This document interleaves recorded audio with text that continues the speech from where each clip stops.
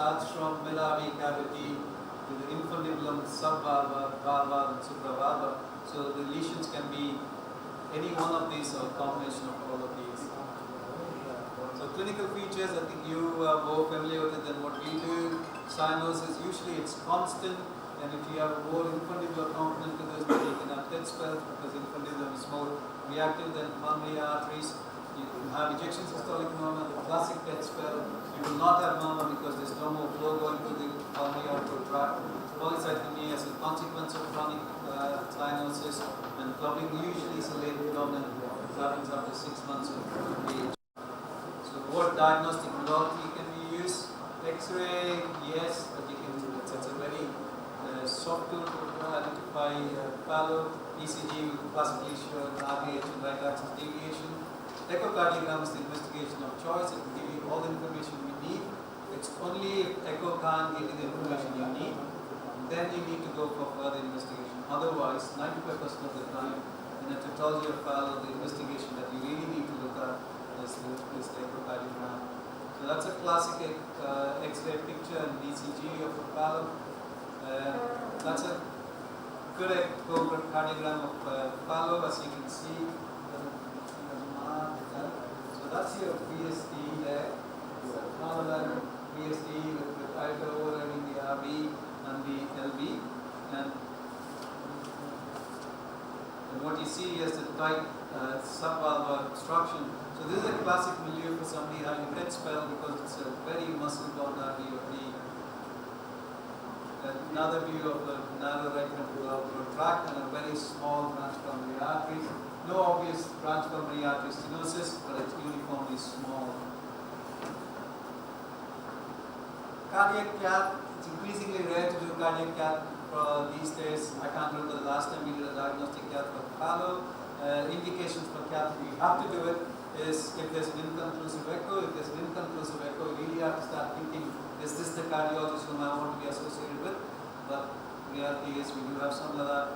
If you want to delineate pulmonary collaterals, or if you want to see branch pulmonary anatomy, as I said, I can't remember the last time we had to do a diagnostic cath. The investigation of choice, echo can't give you the information you need.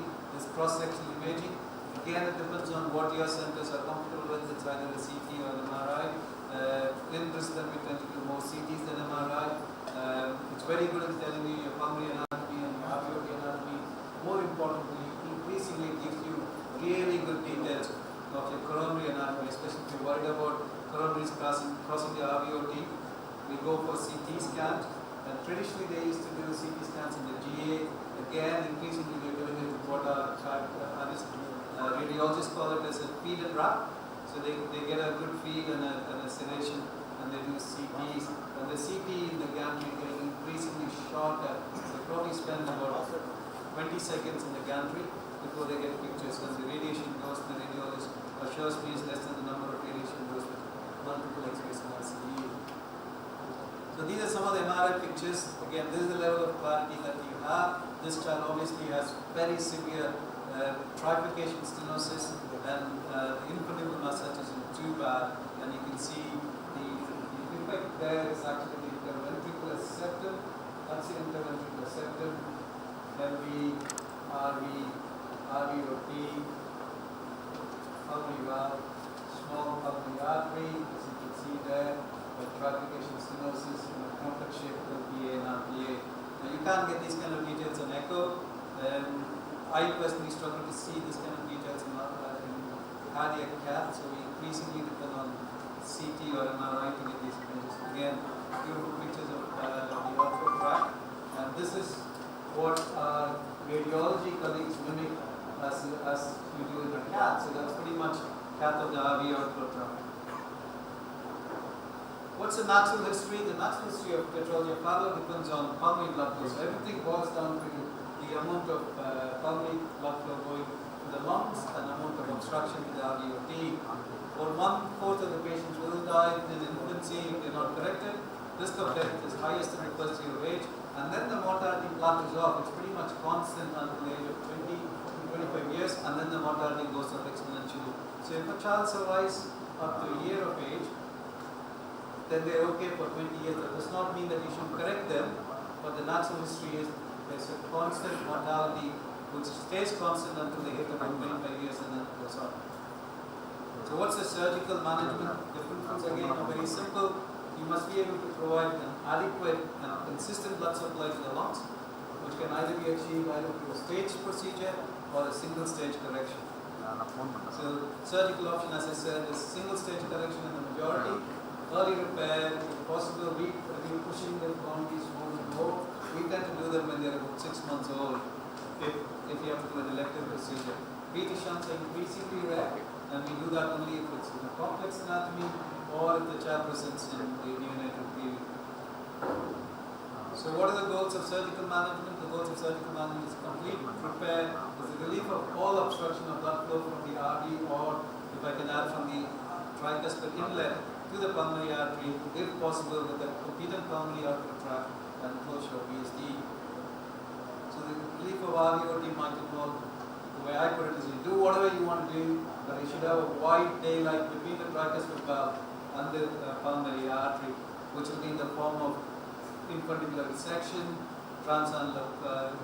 transection, RDOT, incision, pulmonary valvotomy or valvectomy, pulmonary arterioplasty. But the basic philosophy is you must have unobstructed pathway from the tricuspid valve to the main pulmonary artery and the large pulmonary arteries. So what are the indications of progressive hypoxemia or TED spells? And as I said, elective surgical repair within the first year. Increasingly we are going towards elective surgical repair within the first 9 months of age. So surgical options, what are the advantages of single stage correction? It avoids 2 procedures, 2 anesthesia, 2 surgical intervention and everything that comes with it. And the mortality is comparable. There are units which are pushing hard for single stage corrections, hard presentation no matter what age they are. There are units in the US who are championing for repair of fathers in the neonatal period. We're not so convinced that the long-term outcomes are comparable, and their explanation for it is it avoids complications of shunt, and the shunt mortality consistently have been between 5 to 10% anywhere in the world. So they say if you do a single stage correction, the mortality is about 8%, which is comparable to shunt mortality. But what it does not say is the number of re-intervention that you have to do. If you have to do in the neonatal period is lots higher than if you do it at age 6 months to 9 months of age. And the incidence of transannular incisions are higher if you do it in the neonatal period. So what is the other reason for early intervention? It minimizes secondary damage to vital organs due to chronic hypoxemia, eliminates acquired RV hypertrophy, preserves systolic and diastolic function because the RV is not significantly hypertrophied, and enhance pulmonary angio and alveolar genesis, which is something which I said earlier.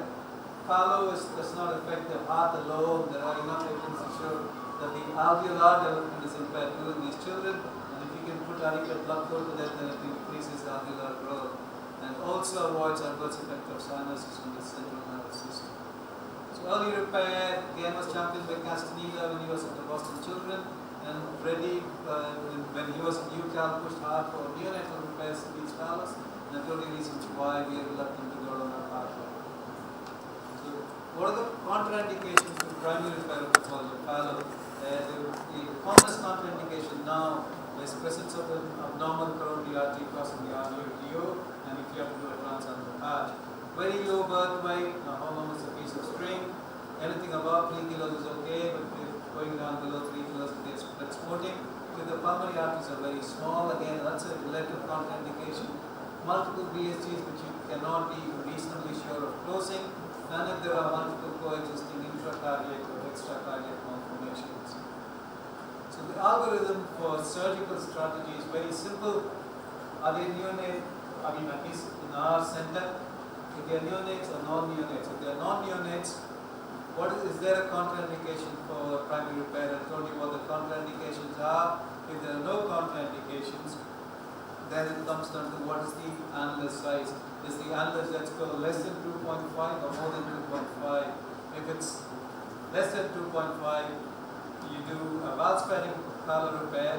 If it's more than 2.5, you have various strategies. You can do a transannular patch, you can do a monocuspal valve, you can do pulmonary valve augmentation, or you can do If there's a contraindication for primary repair, then you do a shunt procedure. For neonates, if they need intervention, you do a shunt procedure, preferably through thoracotomy, but increasingly our cardiology colleagues are a bit more comfortable these days, either shunting a duct if there's a duct, or stenting a duct if there's a duct, or putting in an RVOT stent. Now, RVOT stent can be a bit tricky if you're going to do a valve preserving procedure, or if you're doing valve augmentation by default. The RVOT completely destroys the pulmonary valve apparatus. So if a unit prefers doing valve preserving or valve augmenting procedures, RVOT stent is probably not the way forwards. Then it comes to why is it so important that you need to have a competent pulmonary valve? The pros for having a competent pulmonary valve is there's a reason why there's a pulmonary valve. So it's far be it for us to decide that the heart does not need the competent pulmonary valve. So it is physiological, and we find that the early post-operative period is very smooth if you have a competent pulmonary valve, and long-term outcomes are better. The jury is still out there, but we do find that the incidence of RV dysfunction, RV dilation, and apneas are lower if you have a competent RVOT. Now, what are the cons? Traditionally, Fallow has been done for 50 years now. Pulmonary valve regurgitation is very well tolerated, and it makes the operation quicker, so you're not spending too much time on the pump. The argument against that is cardiac pulmonary bypass is so much safer these days. The essence is not to do the surgery quickly, but to do the surgery well with no residual lesions. So pulmonary augmentation has gone through various iterations. You ask 100 speakers about what their strategy for pathology of Fallow. Each one of them will swear that theirs is the best strategy and they've got the best outcomes. I'm sure they do. So I'm going to say what my strategy is, and I'm going to tell you mine is the best, but that's a lie. What I'm trying to tell today is do what works for you, and as long as you've got good outcome, that's good enough.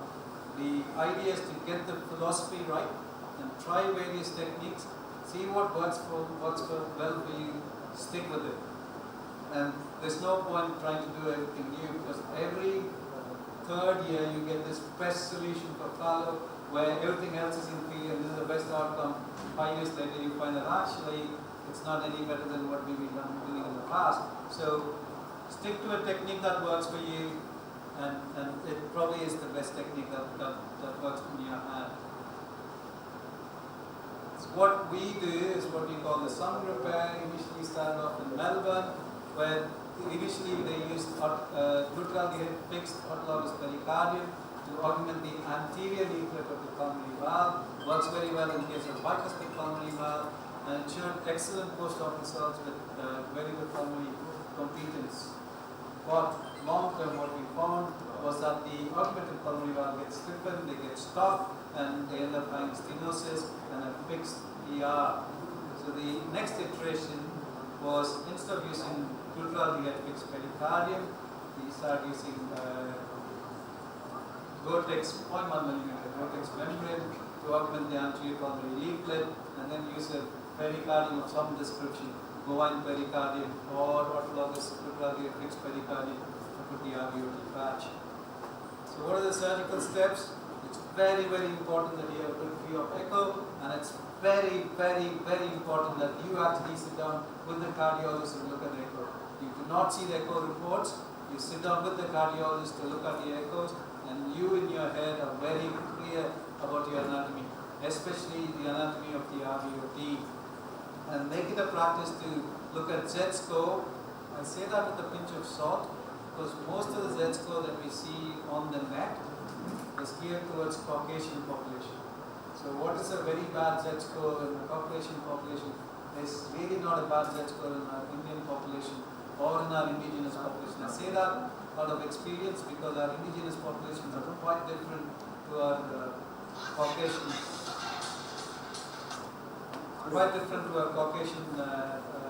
Australian population. So take the Z-score with a pinch of salt. If possible, try to develop a Z-score for the Indian population and make that as a practice to make your decision making based on Z-scores. Routinely, either bicable cannulation, pneumothermia, blood cardioplegia. I use cold blood cardioplegia. I use St. Thomas's solution because that's what I was brought up in. I'm pretty happy with the outcomes for that. I know there are various iterations, and each cardioplegia comes into fashion and goes off. So use the cardioplegia that works for you. And if it works for you, that's all that's important. You don't have to use something else because somebody else said that works well for them. If you've got a cardiophilia that works well for you for years with no arrhythmias, no myocardial dysfunction, don't change it. I've used St. Thomas's for the last 20 years now, and I don't see a need for changing it. Not because it's the best, it's because it works for me and I'm comfortable with it. And the approach is through the right atrium. Close the VSD first. The reason why I say close the VSD first is you can use the sutures that I do intraoperative closure for VSD.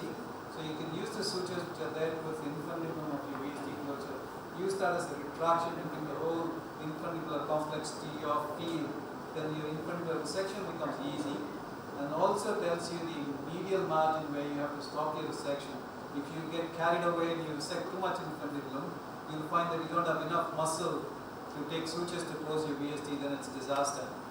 So my approach, again, I'm just saying it's my approach, not necessarily the only approach. I'm telling you the reason why I do that. I close the VSD first. Obviously look at the anatomy, make sure you're comfortable with the anatomy. Close the VSD, don't cut all the sutures of your VSD patch closure. Use the ones that are between 9 o'clock to 3 o'clock. Put a rubber shorter, pull it towards you, so you bring the whole infundibular complex towards you, then you do the resection. Another reason is the less handling you do of the RDOT, less tissue handling you do, the more forgiving the right ventricle is, less instances of arrhythmias and jet you get. Do not use forceps to grab any tissues, use a closed forceps for retraction, do not ever grab muscles. Then pulmonary arteriotomy if you have to do, and the commonest variation of pulmonary valve that you find in fallow is a bicuspid valve with the commissures at 3 o'clock and 9 o'clock position. Luckily, that's the most favorable anatomy that you can get. Then you divide the anterior leaflet right in the middle, and you do it very limited infundibulotomy. The bigger the RVOT resection, worse is your outcome. So limit your infundibulotomy to as small as you can, and do further RVOT resection through the infundibulotomy. Augment the pulmonary valve with a 0.1 millimeter PTFE patch and a transcendental patch with the bovine pericardium. Again, I'll leave it to your choice. You can use glutaraldehyde fixed autologous pericardium, does the job the same. You can use bovine pericardium, or you can use lots of other fancy pericardiums that are out there. Effectively, they all do the same job. So that's a bit of a picture of the PTFE patch going there, augmenting the anterior pulmonary leaflet, and then the bovine pericardium there. So coming off bypass, again institutional practice, we have TOE for all our patients. So we always do a TOE before we start our skin incision, so that the cardiologists are quite aware of the views that they get, so that they don't have to struggle in the post-operative period to get the right view, so they exactly know where to position the throat to get the right view. We do what we call a Z-buff, or continuous ultrafiltration and modified ultrafiltration. So continuous ultrafiltration when we are in the pump, and modified ultrafiltration when we are off bypass. So we have 0 prime left in the body, so we try and keep the patient neutral. And routine post-operative intensive care. When I say routine post-operative intensive care, again there's been evolution of how we manage them. Increasingly we are tending to extubate them on the table. If you can't extubate them on the table, try and keep them spontaneously breathing, and then extubate them in the ICU as soon as you can. The earlier thinking was pathology of fallow, there's high incidence of jet, so you keep them quiet and settled and well sedated. Incidence of jet is low. What we found was if you ventilate them, the incidence of jet is high. If they're self-ventilating or if they're spontaneously breathing, incidence of jet seems to be lower. Anecdotal, if you ask me for hard evidence, I can provide you one, but historically it feels like if you extubate them early, they tend to do better. If you can't extubate them, they tend to do worse. So you can look at it both ways. They did better because they were better subsets, so that's why they're better. And the ones you couldn't extubate them was a bad subset anyway, and that's why they're not doing well. But the aim is to try and extubate them. If you can't, at least get them spot bleeding. So that's some of the post-op pictures showing the competent RVOT. Another one showing the competent RVOT, and you can see the anterior leaflet, the augmented anterior leaflet going there and making the RVOT competent. Another one showing the competent RVOT with branch pulmonary arteries, and that's an angio years after this was done. I can't really remember why this was done. This is about 15 years ago now. More for historical and archiving purposes. So pulmonary valve augmentation, what are the advantages? Produces competent pulmonary valve, the nature design, pulmonary valve to be competent, so who are we to change that? It definitely produces smoother post-operative recovery, better preservation of RV function long term. We think it produces growth potential of the valve because we're not replacing the valve, but we're augmenting the valve, and ready availability of vortex membrane. The disadvantages, longer bypass time, there's an initial learning curve and long-term outcome is not yet. It's still coming through. That's our experience in all the A1Rs and all the A. And that's a very short video of what I do. Try to stop when it's done. So sternotomy, look at the anatomy, make sure you're happy with the anatomy. There's no RVOT crossing. I know there's a coronary there, but it's far out from the RVOT. That should be a contraindication.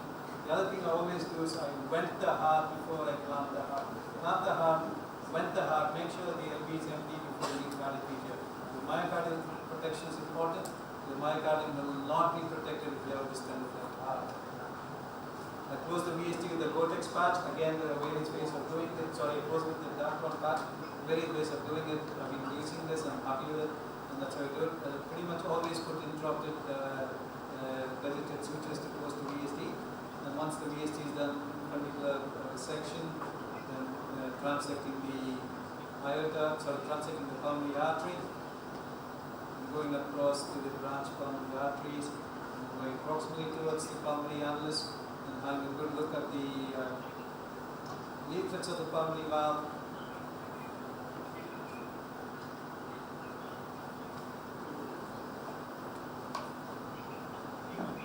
So that's going to the annulus of the pulmonary valve. As you can see, that's a classic bicuspid pulmonary valve. And this is not the usual orientation. This is a fellow clock, sister clock orientation, which is not ideal. It is what it is, and you have to deal with what we've got. The usual orientation is 3 o'clock, 6 o'clock, so you can cut through the anterior leaflet.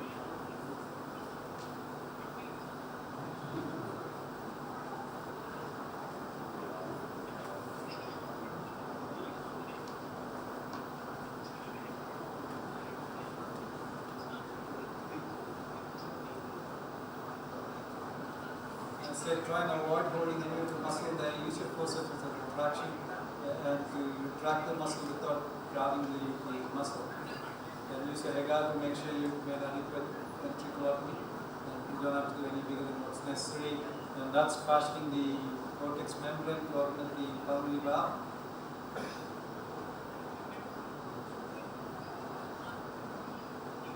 And then you actually anastomose it to the valve leaflet as such, rather than the reach points of the valve, to the free edge of the valve.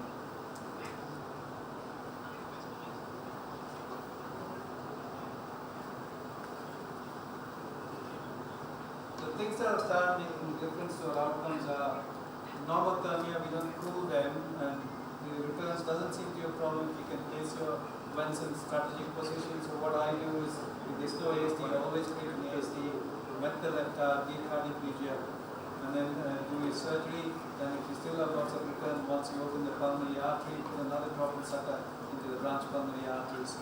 So returns have not been a problem. What we found is normothermia reduces your incidence of bleeding, reduces your requirements for blood products after surgery, and also reduces the requirements for ionotropes after you've done the surgery.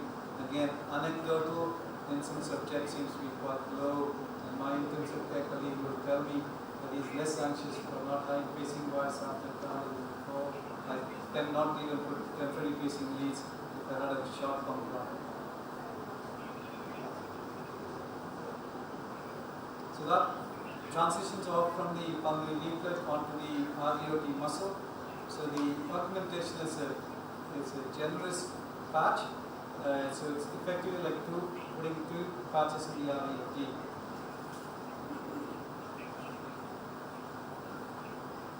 So that's coming from the opposite side now.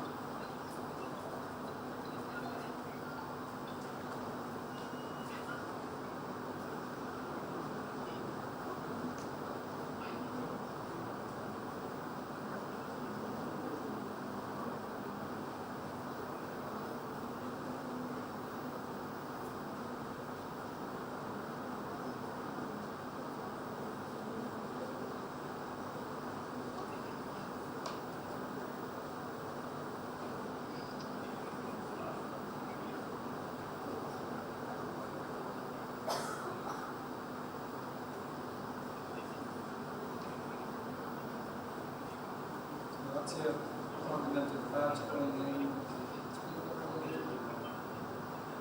So that's how the leaflet works. It acts as an augmented anterior leaflet. Now once that's done, that's your one pericardium.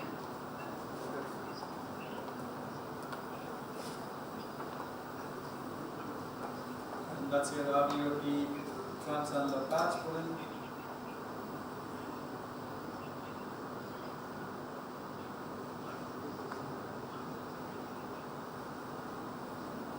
Check, make sure that your, as I said, the principle is unobstructed flow from the tricuspid valve to the pulmonary artery, which is all good. So there we have pop bypass there. So, conclusion, early detection of tetralogy of Fallot, echoes the investigation of choice, early total correction if you can, and try and have a completed pulmonary valve. Thank you.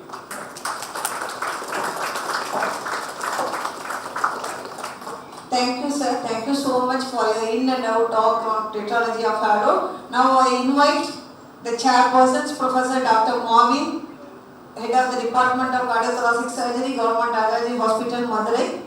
Professor Dr. Jacob, Head of the Department of Cardiothoracic Surgery, Institute of Childhood, Egmore.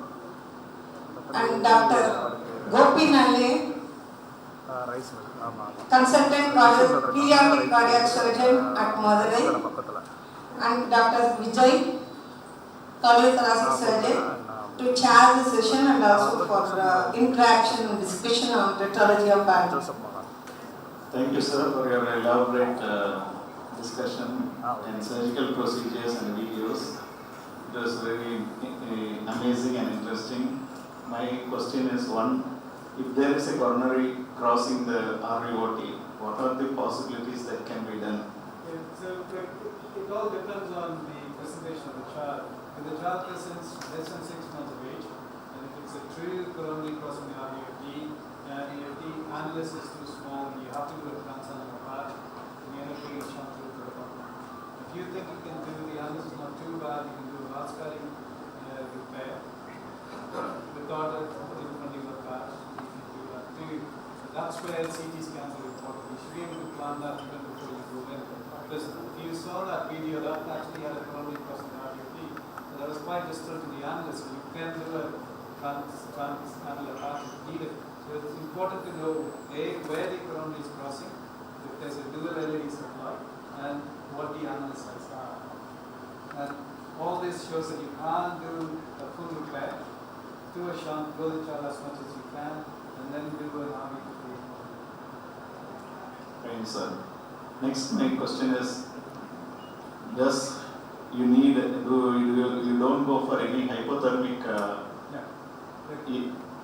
cooling the heart and anything? No, the only time we call our children in Australia now is we have to do circles for nodes, or we have to do any ascending anetic and everything else is non-thermic, including our switches.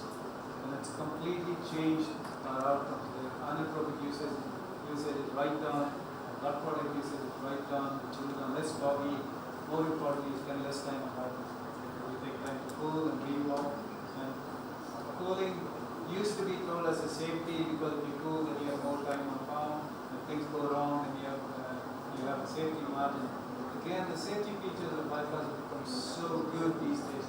You really don't need that additional level of safety, which actually is counterproductive now.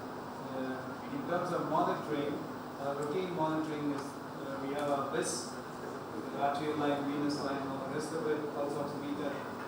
We use NIAS as a routine for all our patients. We do not do coconut surgery unless we have NIAS. We start off with just cerebral NIAS, increasingly we're doing cerebral NIAS and somatic NIAS. These are the very good ideas of your tissue oxygen content. What we found, Phil will tell us more about it, this experience.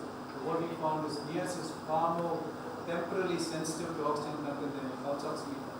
Pulse oximeter probably takes about 20 to 30 seconds before the levels fall. But if your levels are falling, your NIAS is pretty much instantaneous.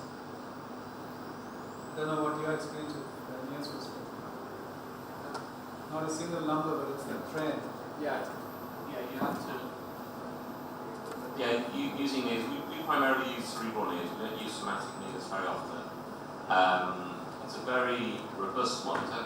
When the pulse oximeter is not working, the knees carries on working. Even with cardiac arrest, it reduces numbers. And we primarily introduced it as a safety thing to ensure that we are diffusing the brain during bypass, which primarily is around proper positioning of the aortic cannula. But also we use it as a guide to our general hemodynamic management of the patient, even both on bypass and after bypass as well.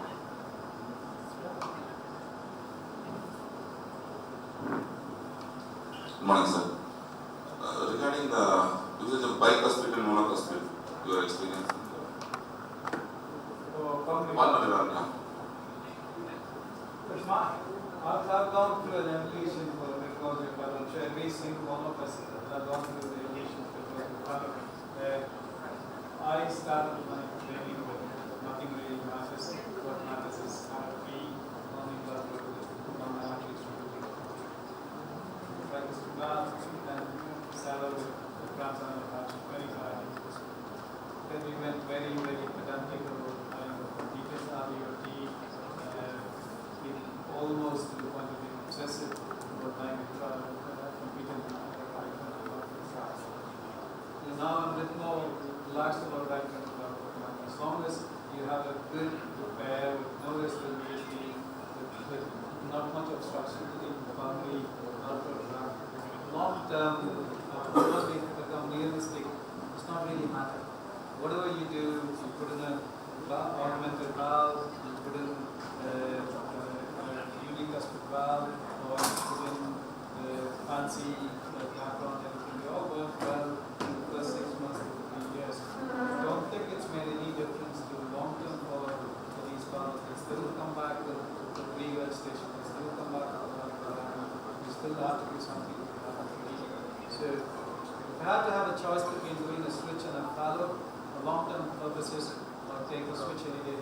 Whatever you're doing, there is a percentage of population of fallow, you don't need anything to it. The percentage will always come back to what you. It's a lifelong follow.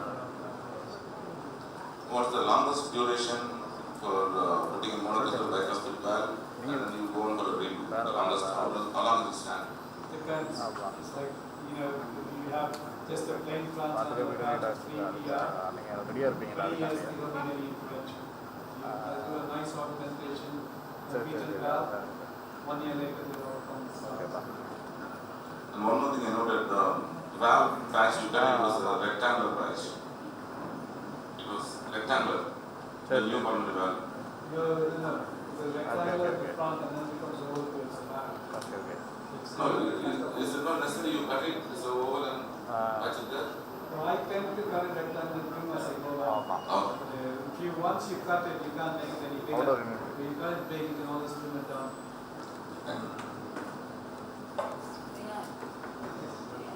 That's true. I must say, your talk was impressive.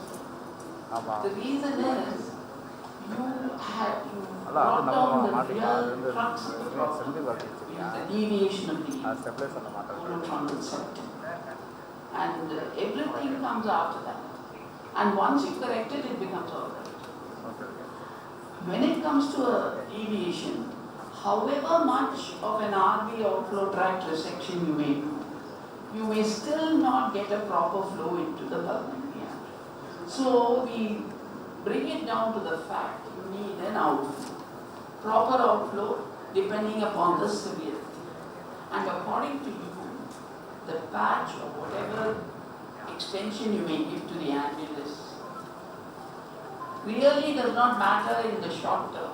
Even if there is a regurgitation, it can be accepted provided your VSD closure was proper and the RVOT resection was adequate. In the long term, definitely there could be a problem due to pulmonary regurgitation. And so you suggest the pulmonary valve. Am I right from Yes. what you have said? I want to know the RV outflow or right ventricular turbine, you resect it through the right atrium. Do you regularly do the RB right ventricular atrium? I mean, No. ventricular. No. When you cannot, you do it. Yeah, so again, that's where preoperative imaging is important. So again, we go very much with the Z scores. So if your pulmonary annulus is less than, or if it's more than According minus, to the Z score. yeah, if it's more than 2.5, we try and preserve the annulus and do all the resection to the right atrium. It's only when we can't achieve adequate resection, or if we have to do transannular, then only do the ventricular. And it's universally accepted that if we can avoid a ventriculotomy, we do very well both in the short term and long term. So you shy away from right ventricular As much as if we you can. As much as we can. Sorry. The other thing I wanted to ask you about the annulus. Do you deliberately cut the annulus if it doesn't fall into that scope? If it's very narrow, close to it, you leave the annulus behind? It's a bit nuanced, I mean, you know better than me, surgery is never black and white. So it's a bit nuanced. If you think you can get away with the brain capacity of 2.5 meters per second, so 2.5 meters is 25 millimeters of mercury post-op, you'd rather accept that than do a transannular part. I get a bit twitchy if it's more than 3 meters, more than 35 millimeters of mercury across the RVOD complex. Okay. I get twitchy, I go back and fix it. If it's less than 2.5 meters per second, On the table, how do you check the breathing. adequacy? Echo. We do epicardial echoes. Epicardial. We do not come off. Unless you are we 100% don't sure. We don't need protein unless I've done imaging. And that's made a huge difference for more than one reason. One is we know for sure the repair is good. Two, if we have any doubt about the repair or any restoration, very low pressure to go back and fix it. It's far easier to go back on bypass with the pipes and then fix the lesion than to think, let's see what happens, let's go to ICU, see how the baby does. And if you have to come back, the babies are lots more sicker, it's bigger drama, and you've got the whole world thinking, oh, you've gone back to pay to fix it. Then to fix it even later, when you've got all the pipes in place. So very, very low pressure to go back and fix things on payload. And we always do imaging, even if it's a VSD, we always do an imaging before we get to it. And that's almost standard of care. If it is supraannular narrowing of the main pulmonary artery, So we put a patch, but that'll only be you always put a patch. Yeah, we put a patch. And if it extends onto the branches, again a plaster. Patch. We never leave any vascular lesions. Putting patches in the PA is not a deal. Lower threshold to make them big because long term they have no implications of cutting a pulmonary artery has got long term implications. But leaving behind a narrow pulmonary artery has got big implications. Supposing you are not very sure, it's a small narrowing, not too Not much. sure, put a patch. Put a patch. You're better off putting a patch. That's Not safer on that side. Yeah, it's lots more safer. It's only the annulus. You hedge on preserving the annulus if you can. Anywhere distal to the annulus, you need to put a patch. That's another 10 minutes to the surgery, but you guarantee that you can sleep early in the night. Yes. Thank you. Sir, good morning. It was a very comprehensive talk involving from the natural history towards the surgical techniques, various surgical techniques. Just I have one doubt regarding BT shunt, which is the subsets which may need a shunt. Yes. And you told it was preferred in thoracotomy. Yeah. Is there any preference for that? Because as a new generation surgeons, we are less exposed to thoracotomy and we are more comfortable with the sternotomy approach. And also the redos are safer nowadays. So is there any... You make me feel old these days, isn't it? I think you're right. Most of the cardiac surgeons these days are not very comfortable with thoracotomies. I'll give you the reason why I do thoracotomy. Again, it's individual choice and individual practices. The reason why I prefer thoracotomy is it produces less hemodynamic imbalances. One. Two, and the population subset for which you do BT shunts these days have changed.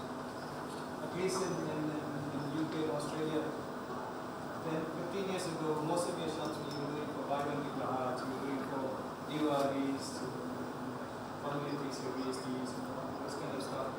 And you were doing it in bigger children who were 1 month old and 2 months old. Now, majority of our shunts is for univentricular hearts. So we're doing it in the neonatal period, where the shunt sites are important. you're doing it in an average of children, you need 2 kilos to 3.5 kilos. So you do it through sternotomy. The length of your shunt is always short. So the challenge is these days with shunt is not block shunt. Challenge shunt these days is oversight. So if you have a short shunt, as you know, it's the closest fourth part of the radius times the length of the shunt. You can't do anything about the fourth part of the radius. The shunt you have is 3, 3.5, 4. That's all the choice you have. But you can do something about the length. You do it through a thoracotomy. You do 2 things. One is your top end is more away from the aortic valve. So your runoff from the coronaries are less. And because it's away from the aortic valve, the length of the shunt is long. That's one reason. Other reason obviously is it's far more pleasurable to go to a clean sternotomy than to a redo, especially in a complex valve. But I take your point. Redos is no longer a big deal anymore. But that's the reason why I do the thoracotomy. And the other thing which I do is a bit unusual is it does not matter which side the arch is. The traditional teaching has always been you do the shunt opposite to the arch. It really does not matter where the arch is. I'll tell you the reason why. I always do a right thoracotomy, I always do a right shunt. The reason is getting to the shunt when you go do your full repair, it's far more easy to get to a right PD shunt. You retract the SVC, it's sitting right there for you to flip it. The left shunt is a pain. So you go on digging. I ask this question is because during our residency days we are difficult in dissecting the shunts and taking out the shunt was very difficult during the left thoracotomy. That was a big So left side of shunts are always a pain to get up. You're stuck there near the LPA, where the phrenic nerve is, and the pectoral nerve joints. You don't know what you're hitting, and it's always this thing of trying to get up. And if that shunt causes distortion of the PA, it's lots more easy to fix an RPA. It's in your field than going after fixing an LPA. Thank you. Thank you, sir, for your excellent presentation. Thank you, sir. It was a wonderful presentation about the Society for Paediatric Fellow. Just a quick question. What is your approach to neonates or children 1 or 2 months of 2 or 3 months of age? Neonates is easy. If they're neonates, we always do a shunt. Or if there's a duct, then we get our cardiologist to do the stent of the duct. We tend to keep the RDOT free to try to do the duct. So neonates is easy. Shunt for the stent. If they are 2 months, it gets tricky. It depends on the anatomy and the size of the baby. The baby is about 5 kilos, and if your RDOT is not, the anus is not too narrow, you will go for a full repair. If the anus is very small, the baby is probably unequal longevity. Do a shunt of the heart. Thank you. One more thing. Just nowadays the cardiologists have become more aggressive and we are getting a lot of patients with RDOT stenting. So how we deal with surgically those type of patients, because they are even 6 months old babies, they are putting ROT stent. There is some element of diagnosis. Look, as I told you, it depends on what your surgical philosophy is. So we try to preserve the pulmonary valve. So if you do an ROT stent by default, that's gone. So if you don't believe in the philosophy of planning to compete in the ROT, by all means ROT stent is great, because it does not matter. If you're doing pulmonary anyway, you get rid of the stent into the heart. But if you want to preserve the valve, ROT is bad news. The whole valve complex is gone. So it depends on what your surgical philosophy is. If you're not into preserving valves, ROT stent is great, it buys you lots of time, and you can fix them when you're in the year old. If you want to preserve the valve, How your experience in dealing with surgically, dealing with the stented, already stented patients? it doesn't matter. It's sitting there, you open there, it's sitting there, just check it. Thanks. One more point. Yes. This is about the RP output. We haven't been using exposed for that. We started using the tuber dilator.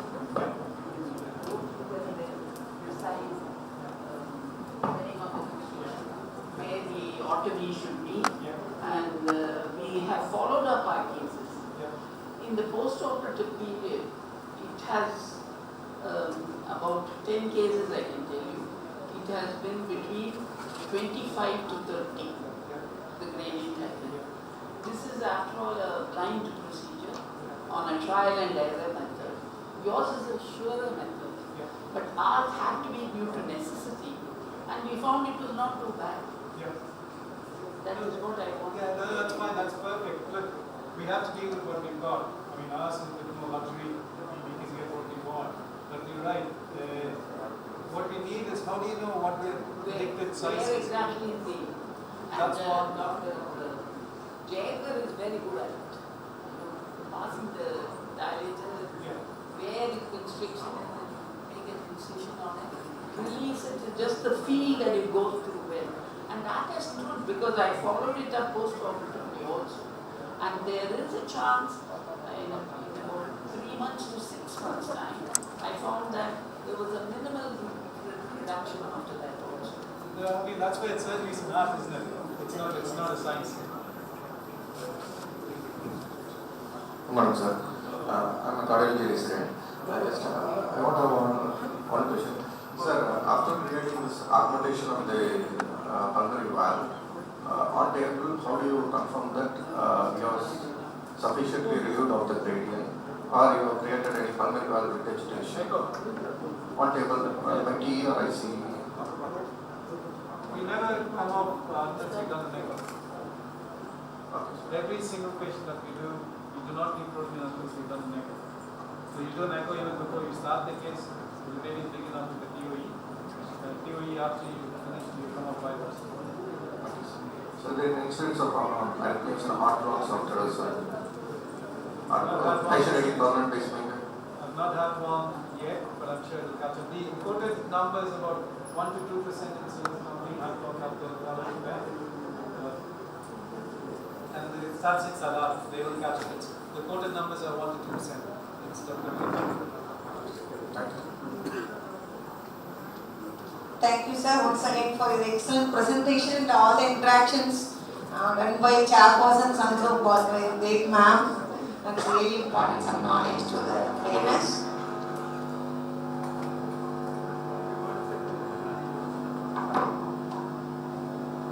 Next, I request, before going on to the second topic, I request Professor Dr. Vijaya, Professor Dr. Pradeepa, Dr. Siva Prasad, Dr. Vijay Shankar to come to the dais and chair this session. The second talk is on management of post-cardiopulmonary bypass low cardiac output syndrome in pediatric population by the great pediatrician and the PICU consultant from Alderhead Children's Hospital, Liverpool, United Kingdom. The service is really appreciable.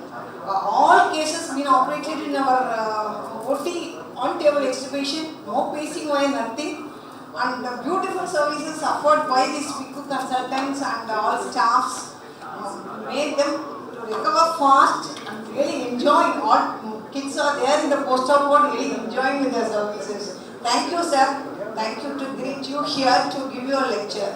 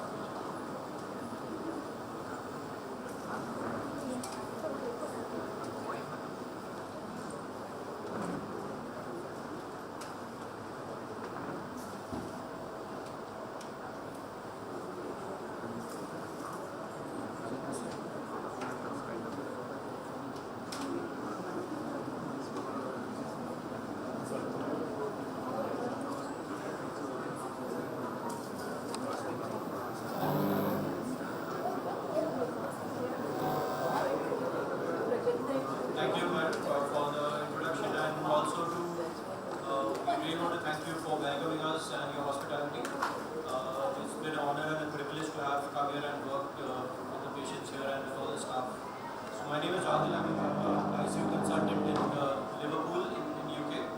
I'm going to give a brief talk on low cardiac output in children just seen after cardiac surgery. Well, these views are on my own and not subscribed. It's not an institutional view. So over the next 15-20 minutes, I'm going to speak about what low cardiac output is, what the incidence is, what the underlying etiology and manifestations are, and what we do, my approach to the management strategies to mitigate this low cardiac output is from an ICU point of view. So the textbook definition, which is it's a transient and a reversible reduction in your systemic oxygen delivery, which is seen in children after cardiac surgery, particularly with cardiopulmonary bypass. There's no hard and fast rules or there's no strict diagnostic criteria for the definition of low cardiac output. What we see in ICU is a child who's undergone a long bypass run, comes back to ICU. Few hours after surgery has hemodynamic compromise in terms of hypotension, lactates going up, the urine output starts falling. There's clinical evidence of cardiogenic shock. So just going back to the history, this was first found or described by Barr in the study done in the US in 1975, where they objectively measured the cardiac index using mass spectrometry, and they actually estimated the cardiac index where they found it to be around less than 2. So that's the point where they found that they had clinical manifestations of low cardiac output. They also found this to be around 6 to 8 hours following cardiac surgery. So this was transient, and this led to intervention. So they gave fluid, they gave anitrobes, and with this they mitigated the manifestations of cardiac output, and there was an improvement subsequently after that. 20 years later, Bill Banowski did a similar study where they measured the cardiac output in children who undergone an arterial switch procedure. In addition to a drop in the cardiac output, they also found an increase in the systemic vascular resistance and the pulmonary vascular resistance. So both these studies were done almost 20 years apart, found a similar incidence. So in one out of 4 children who undergo cardiac bypass, that's 25% of the children who are found to have low cardiac output. So as you see in this chart, there is a temporal reduction. So if you see this, it's around first 6 hours following the surgery, where the cardiac output begins to fall, which coincides with an increase in your inotrope scores. So your inotrope need the requirement for the number of inotropes, the fluid support goes on increasing. And around 6 to 8, around 18 hours later, so this persists for around 18 hours after surgery, and after which there is an improvement in the cardiac index. So why do we get this? It's usually a combination of things. Most common reason is it's a systemic inflammatory response following cardiac surgery. There's an initiation of a coagulation fibrinolytic cascades, and it's an inflammatory response that the child has after undergoing cardiac bypass. Ischemia, reperfusion injury, hypothermia, but we've gone away from hypothermia. Most of the cardiac bypass is from hypothermia. Effects of ventriculotomy and the endothelial damage at the membrane level. Consequently, you have LV systolic as well as right ventricular as well as left ventricular systolic and diastolic response. Following the corrective surgery, you may also have alteration in the loading conditions of the heart. This can be exacerbated by changes in the preload and the afterload. As you've seen in the studies, there's an increase in the SVR as well as in the pulmonary vascular resistance. The effect of residual lesions like AV valvular regurgitations, residual left to right shunts can exacerbate volume overload, as well as there can be an effect of the pressure overload on the struggling ventricles. So the manifestations are there are quite similar to any cardiogenic shock. So you'll have evidence of decreased systemic oxygen delivery. So you have metabolic acidosis, elevation in the lactates, low mixed venous saturations, renal dysfunction. The child can become quite edematous and with weak peripheral perfusion. Edema and third spacing of fluid is often seen. As the intensivists, we tend to replace this with volume, and as well as there's an increase in your inotropic requirements subsequently. So with that background, I think what we try and do is one is your monitoring and the diagnostic. What we do from an ICU point of view is, I think the most important thing is to anticipate. Most studies have shown that the younger the child, is a problem of young children, of neonates especially. Young age correlates directly with the development of low cardiac output. What your pre-op status is.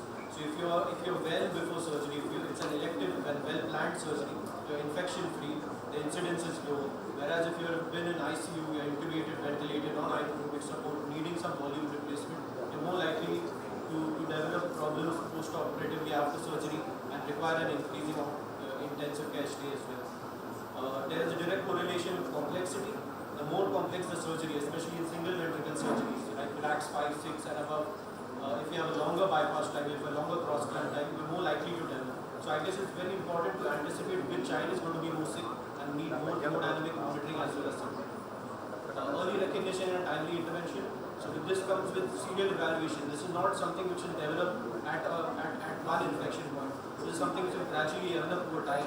And this is why it's very important to have robust monitoring, including physical examination as well as hemodynamic parameters. Here we use near infrared spectroscopy, which is a continuous monitoring, in addition to a regular monitoring which includes the heart rate, blood pressure as well as saturations. Children who are sick, we tend to perform mixed venous gases and regular arterial blood gas evaluation as well. So in terms of intervention, this is possibly the most basic ICU slide which we can have. We try and do this for every child who's, whether it's a cardiac child or a non-cardiac child. It's trying to maintain a balance between your oxygen delivery and your oxygen consumption.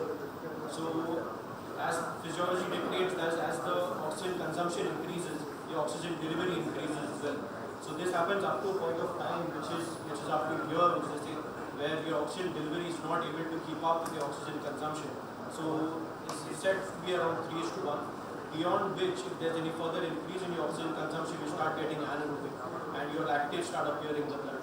So all our therapy and all the management strategies are directed towards improving or increasing your oxygen delivery and reducing your oxygen consumption. So I'll speak about the oxygen consumption first. So this is the fixed principle where the cardiac output, you can calculate it. It's not done at the bedside. It's more of something which you do in the lab because it needs a spectrometer. So the ways of reducing an oxygen consumption anybody is to rest them, sedate and muscle relax them, control the temperature, keep them normothermic. And whereas for oxygen delivery is calculated by the product of your oxygen content times your cardiac output. And if we remember back from physiology, your oxygen content is the product of your 1.34, which is the amount of oxygen 1 gram of hemoglobin times your saturation plus your dissolved oxygen. And the cardiac output is a product of your heart rate and stroke volume. So the next few slides I'll try and deal with each one of them subsequently. So optimizing your oxygen content. So in most children who have a biventricular circulation, the recommendation is to try and keep your hemoglobin more than 10. We do not tend to tolerate, especially if you are in low cardiac output with high anaerobic support, to have a low hemoglobin. So we try to keep it above 10, whereas in a single ventricle situation or in a cyanotic heart disease, whether it's pre or it's post-op, we try to keep the hemoglobin above 12. And this is also in line with the new taxi guidelines which have come out. We should not underestimate pulmonary venous desaturation. Any cause of a chest infection, if there's a pneumothorax, if there's an effusion, can also contribute to it. We tend to get fixated with the heart, but it's very important to make sure the lungs are nice enough as well. Coming to the heart rate, so you don't want to be too slow, you don't want to be too fast, you want to be somewhere in between. Following surgery, you can often have, especially in right atrium, following a right atriotomy, you can have sinus bradycardia, sinus node dysfunction, you can have a complete heart block. Hopefully if you have pacing wires, you can pace them, sometimes you don't. Or you can use medical managers, to have asynchrony should be the goal here. If you're too fast, as we see following arrhythmias, where you have atrial flutter, fibrillation, you have ectopic atrial tachycardias, ventricular tachycardias, a whole range of rhythm abnormalities which you can have. It's very important to have a regular heart rate with asynchrony. Amiodarone is something which we use very often. It helps in reducing the conductivity of the heart. With this, again, if you have pacing wise, you can pace above the slowed down heart rate. You can do cardioversion to get back into sinus. Optimizing preload, again, so if you see this graph, as you increase your preload, as you improve your end-diastolic volume, your cardiac output increases. But this happens up to a point of time, after which further increase in your end-diastolic volume will not cause any improvement in the cardiac volume. Whereas if you are in low cardiac output or any form of cardiogenic shock, which correlates with, which kind of similar to the heart failure, your end-diastolic volume increases, the end-diastolic pressure increases without any consequent increase in your stroke volume. So when you introduce inotrope, which is the graph on the blue, there's a direct correlation with your increase in the end diastolic volume and your contractility increases, so your stroke volume increases. So this is the effect of improving your preload and improving your contractility as well. So this a little bit of a caveat is that your atrial pressure, especially in children who have a bad ventricular compliance, does not correlate directly with your ventricular volume or stroke volume, as your ventricular compliance will be reduced. So it is very important to take the CVP in context. If we have a child with RV dysfunction, a CVP of 8 to 10 is probably low for him, whereas you probably want to have a higher CVP, a higher filling volume, because these children are used to operating at higher filling pressures. So it's very challenging rather at the end of the day to determine what the right filling pressure or what the right CVP is. The use of positive pressure ventilation or children who are on the ventilator will increase your intracranial pressure and further confound the numbers which we are trying to interpret. So maybe at the bedside what we try to do is try and give small boluses of volume, assess what the response to it is, if there is improvement in the blood pressure, more real-time examination rather than trying an improvement in trying to follow just the numbers. Children who have RV physiology, as I mentioned, children who have right-sided physiology, the technology of valid which we just spoke about, will need and operate at a higher filling pressure, and like being at a CVP of around 12 to 15. Children with Lenz and Fontaine, we almost never go wrong giving them a bit of volume and assessing what their response to cardiac output is. Whereas on the other side, children who have LV dysfunction, who just had an arterial switch, we tend to be very cautious in the amount of fluid and how fast we give it to them. Traditionally, we tend to give 5 to 10 mils per kilo, but in these children, we give like sometimes even 2 mils per kilo, see how they respond to it, and then proceed. Speaking of contractility, most commonly we tend to use 3 or 4 drugs, hopefully not at the same time. Adrenaline the focus is to try and improve your systolic dysfunction, whereas noradrenaline improves your diastolic pressure, increases your SPR along with vasopressin, and it causes a rightward shift of your interventricular septum. So you use your LV to improve your right ventricular contractility as well. Vasopressin and adrenaline, noradrenaline is typically the drugs which we tend to use. Calcium, again, this is more relevant in neonates. We tend to keep a more normal to slightly higher elevated calcium, sometimes use calcium infusions as well. We've gone away from using dopamine and dovutine. There's been enough evidence to suggest that it increases your oxygen consumption, makes you tachycardic, and your outcomes in children who actually have sepsis and dopamine leads to bad outcomes. So we tend to go away from dopamine. It's quite arrhythmogenic as well. So it's reserved to situations where nothing else is available. This is quite important actually to know the dose range in a child who purely has a cardiac problem is limited to up to say 0.1 micrograms per kilo per minute. If you are going above this dose range, you're actually increasing your myocardial oxygen demand. You're making the child more tachycardic, you're reducing your diastolic filling time, and you're impairing your cardiac output.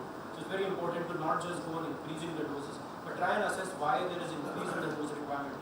And if the low cardiac output persists, ask your cardiology colleagues for an echo, discuss with your surgeons, and we need to have a joint discussion on how we are to proceed forward.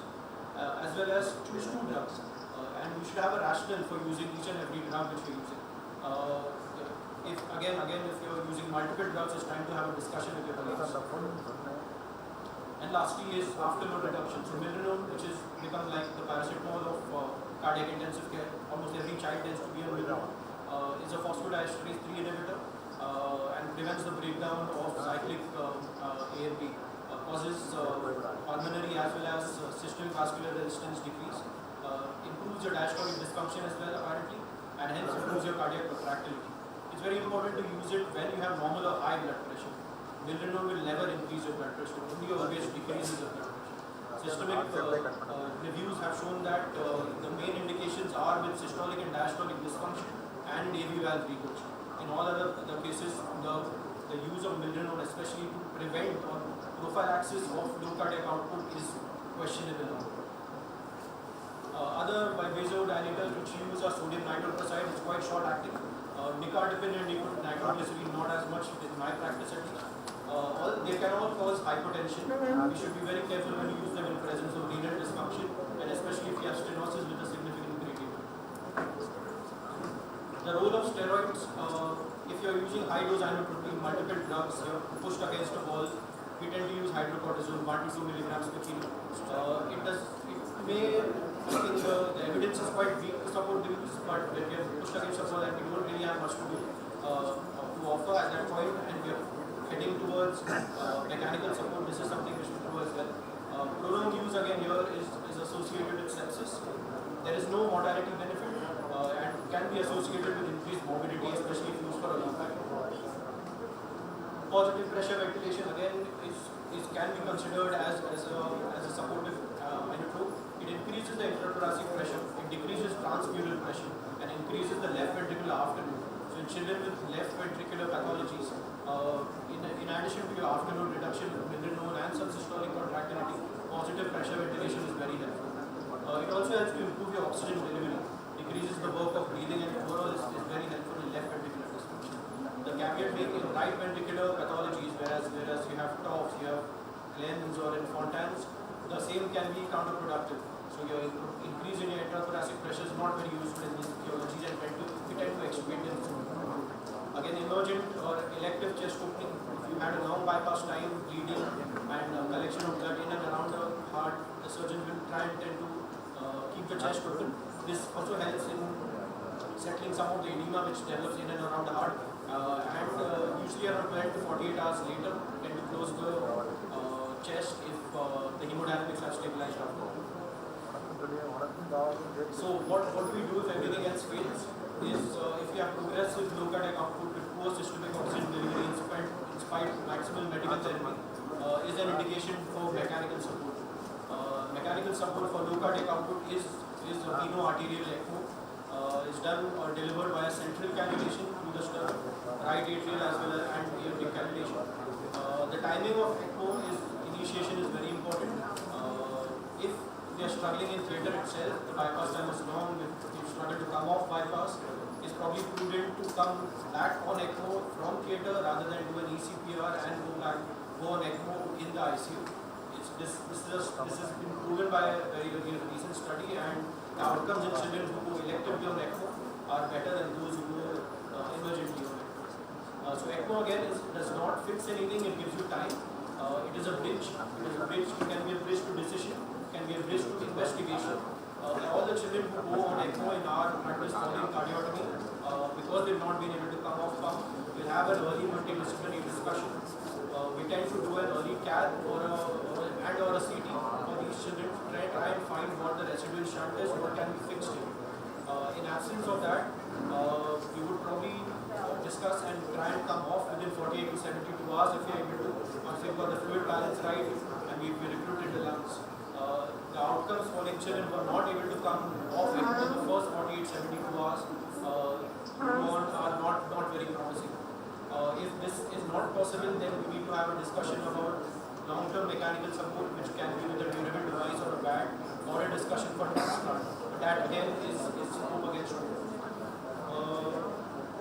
So the outcomes following ECMO for the cardiotomy are around 40 to 50%. So risk factors for children who develop low cardiac output and those who go on mechanical support is from the STS study are that children who are young age have low weight, so this is around less than 4 kilos, who are not in good shape going into surgery, probably had arrhythmias and shock, and higher complexity and a longer cardiopulmonary bypass. So these are the risk factors. And some things for the future research. Again, we still don't have a standardized definition. The incidence of low cardiac output, the studies which we had were actually from 25 years back. We don't really know what the incidence is. There's been a lot of improvement in how we deliver cardiopulmonary bypass, surgical techniques, anesthesia as well as ICU. It may not be that we still have around 25 to 30% of low cardiac output. Most children who tend to come to ICU tend to do quite well. So we need to have more studies to evaluate the incidence in the current era. So this will be my last slide, where children of congenital heart disease accounts for around 1% of live births and is the most frequent of malformations. There's been improvement in how we are delivering care to these children with congenital heart disease, and the expertise in the delivery of care is improved quite a lot. There are palliative surgeries, the single ventricle pathway, and overall we've been able to reduce the mortality but at the same time there's an increase in the morbidity of these children. Most of these surgeries are not curative. They tend to need follow-up and need a lot of care going forward. So there's a shift in the focus in improving in the care of these children and reducing the morbidity and the mortality is already controlled. So that's thank you.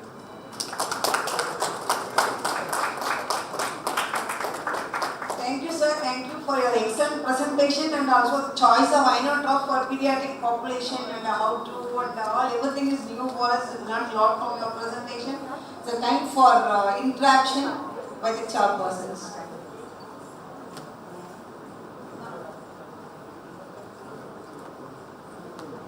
First of all, your paper excites me because I've gone through the entire, shall I say, chronologically, the LCOS from the beginning in a group of malnourished, anemic and hypovolemic children to the present day. I can trace all the problems that we went through then and how we have progressed now. Dr. Vijay Shankar here and Jayakar would rewash my statement here. I started in ICH in 1988 with plenty of LCO. Didn't know how to manage them. Gradually these children were anemic. When we realized that and managed to help them, then we made a real progress only because of that. At that time there was no monitoring facility. Gradually now that we are also monitoring, we realize the importance of this group. We no longer get it for simple procedures. We do get it for complex procedures. And just as you said at the end of your paper, that the number has decreased because we know about it more, we have better monitoring facilities, and we know how to manage them. But still there is a group of them who have to be managed.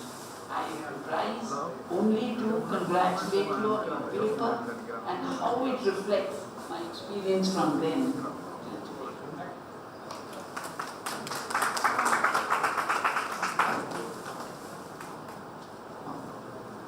Thank you, madam. Any questions from the floor?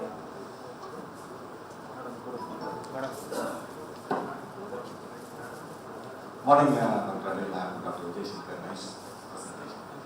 So, as a learning, for all the people gathering here, how do you find basically, what are the primary indexes for you to understand that the patient is going for a disease? The primary indexes in your practice, how do you identify those low cardiac outputs? So how do you approach? For them to understand, because we have arterial and CVP, and how to go about it.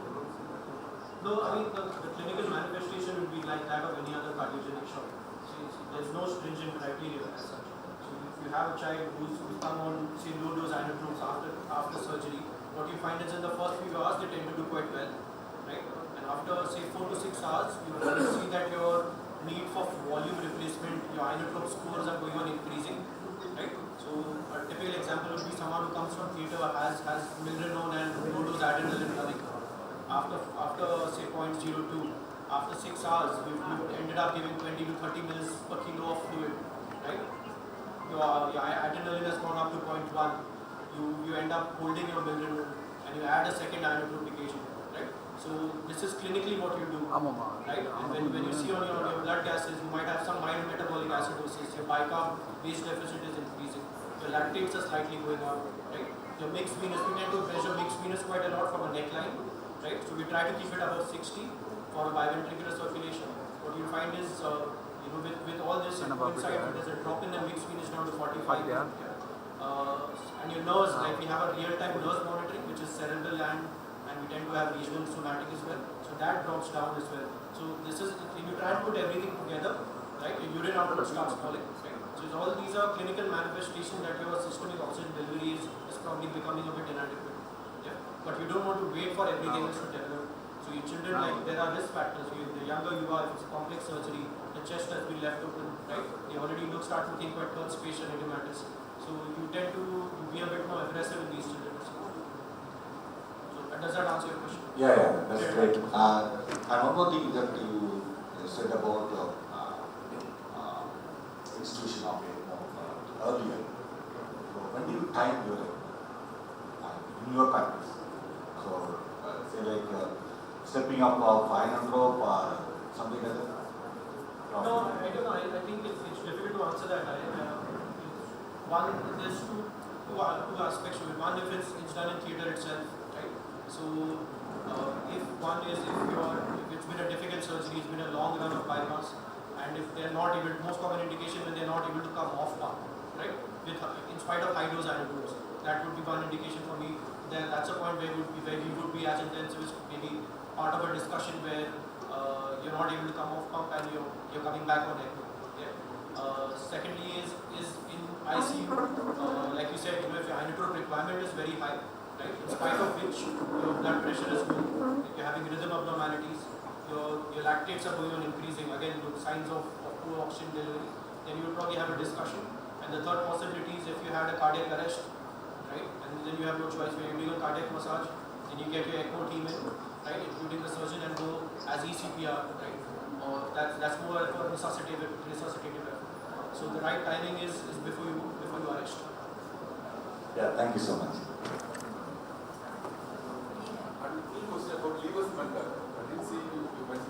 Because I don't believe in it. I've never seen it work. Sorry. It's only alternate that I've seen it work. It's very expensive. It's a huge volume load.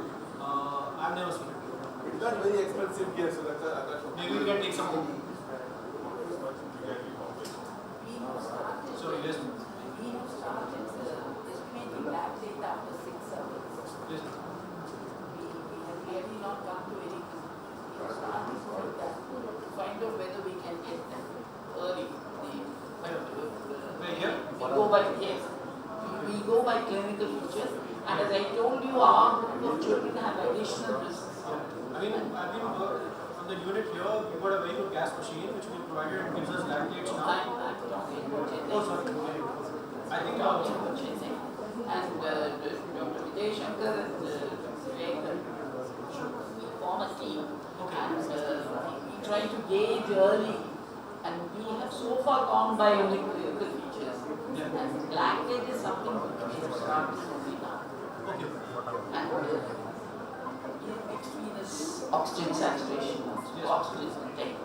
Yes. So we are trying to. Yeah, that's what we do. Hello.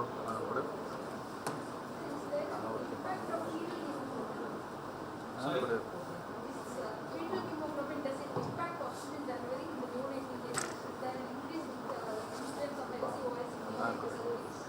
No, I don't know.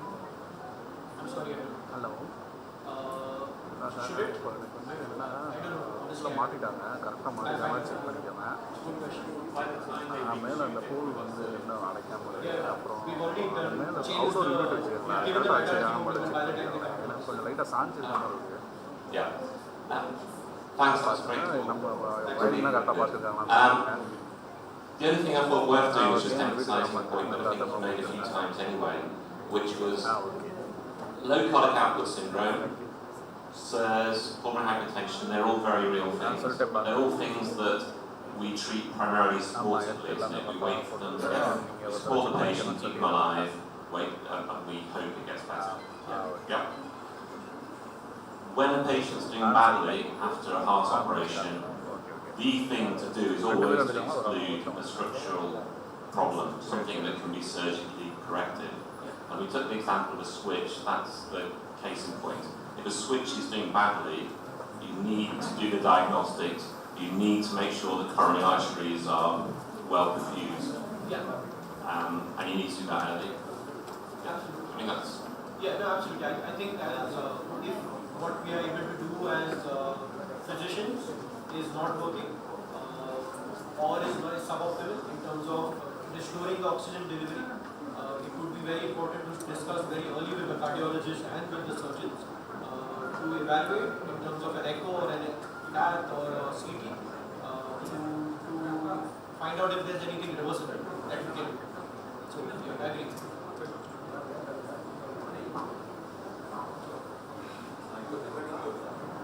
For example, lateral pregnancy is one you just lift up the low 0.15 also. I mean, that's the point I was trying to make, is that you need to have a dose range in mind. If you have a child who does not have sepsis, it's not that vasopressor. You need to ask yourself why you need high dose antidotes, right? Is your function poor? So then you need to talk with your cardiologist and the surgeon. Like, if there's any regional wall motion abnormality, right? If it's just blood spacing of fluid and that's why you need high dose.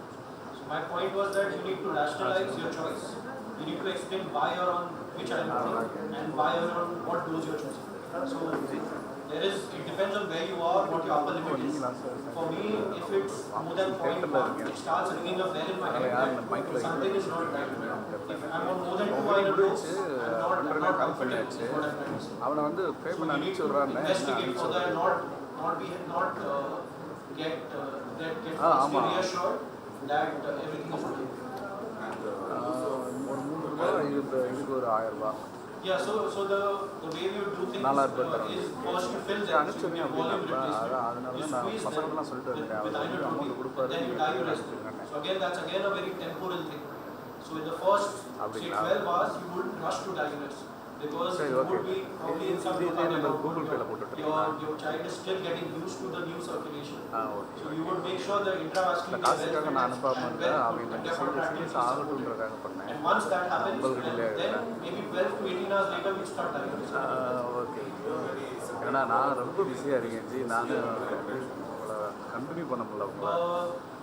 Yeah, I mean, there is no separate. We tend to use nitric preventively sometimes. Maintaining your gas exchange, giving them enough oxygen, correcting your electrolytes. Send enough is something which we can work on. Both, we prefer if enteral feeding is established, then we use that, otherwise IV. And very rarely we go answer.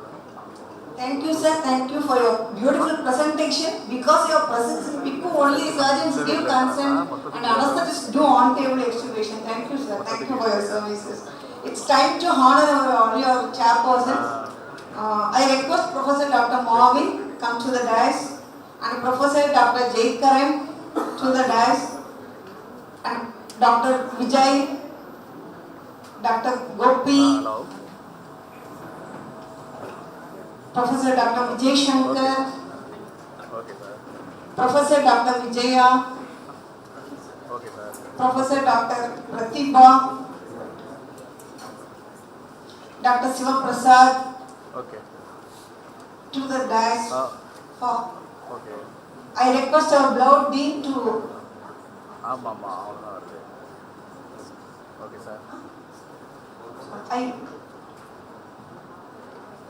welcome our Blood Dean and all other chief guests attending this CME and gracing this function. I request our Blood Dean come to the dais to honor with momentum.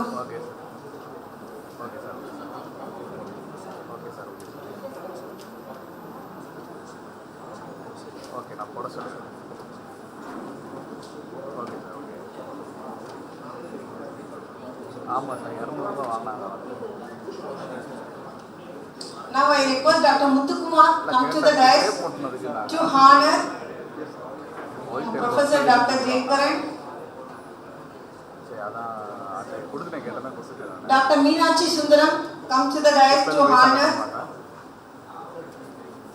Professor Dr. Vijay Shankar. Professor Dr. Muthu Vijayan come to the dais to honor Professor Dr. Vijaya. 20 meter.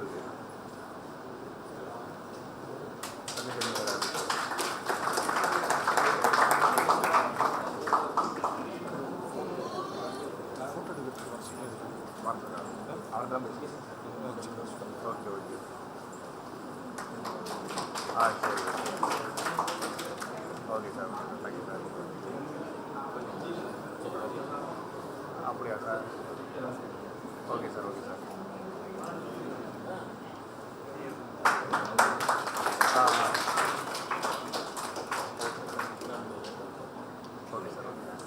marks. Muthu Vijayan sir. Okay sir okay sir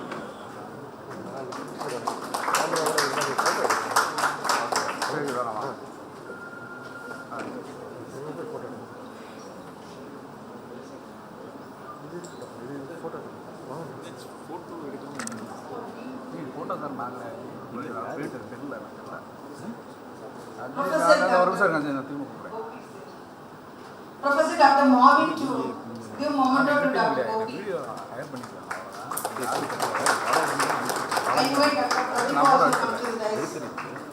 ஏன் photo வீட்டில் பார்த்து கீழே போனார் என்ன பேர் அதாவது ஃபங்க்ஷனுக்கு வந்தாங்கன்னா ஃபங்க்ஷன் பாத்ரூம் வந்து இங்கே இது போக நான் வந்து பேமெண்ட் நான் தரேன்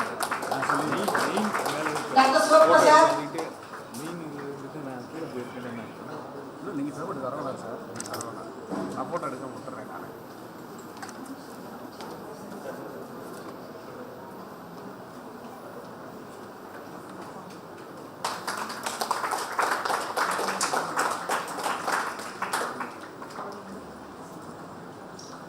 Now we are moving on to the felicitation ceremony.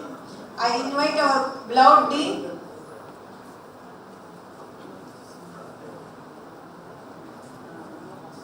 to lead this function. We'll start this program with Tamil Thai Valthu. We all stand up for this. நான் வந்து மலை சைட்டை அடிச்சிட்டு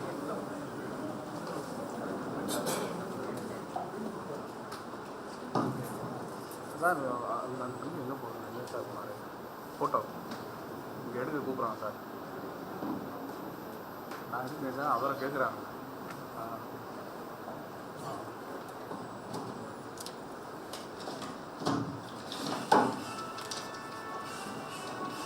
சரிங்க sir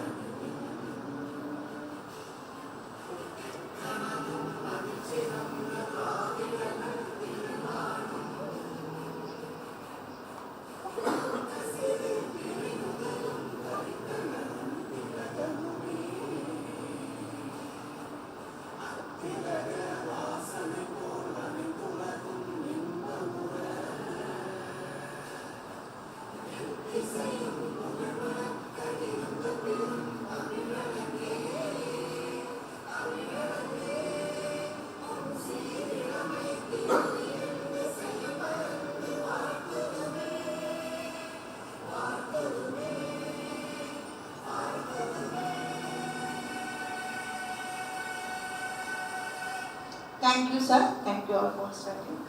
Now I request our HOD, Professor Dr. Marvin Manova Bears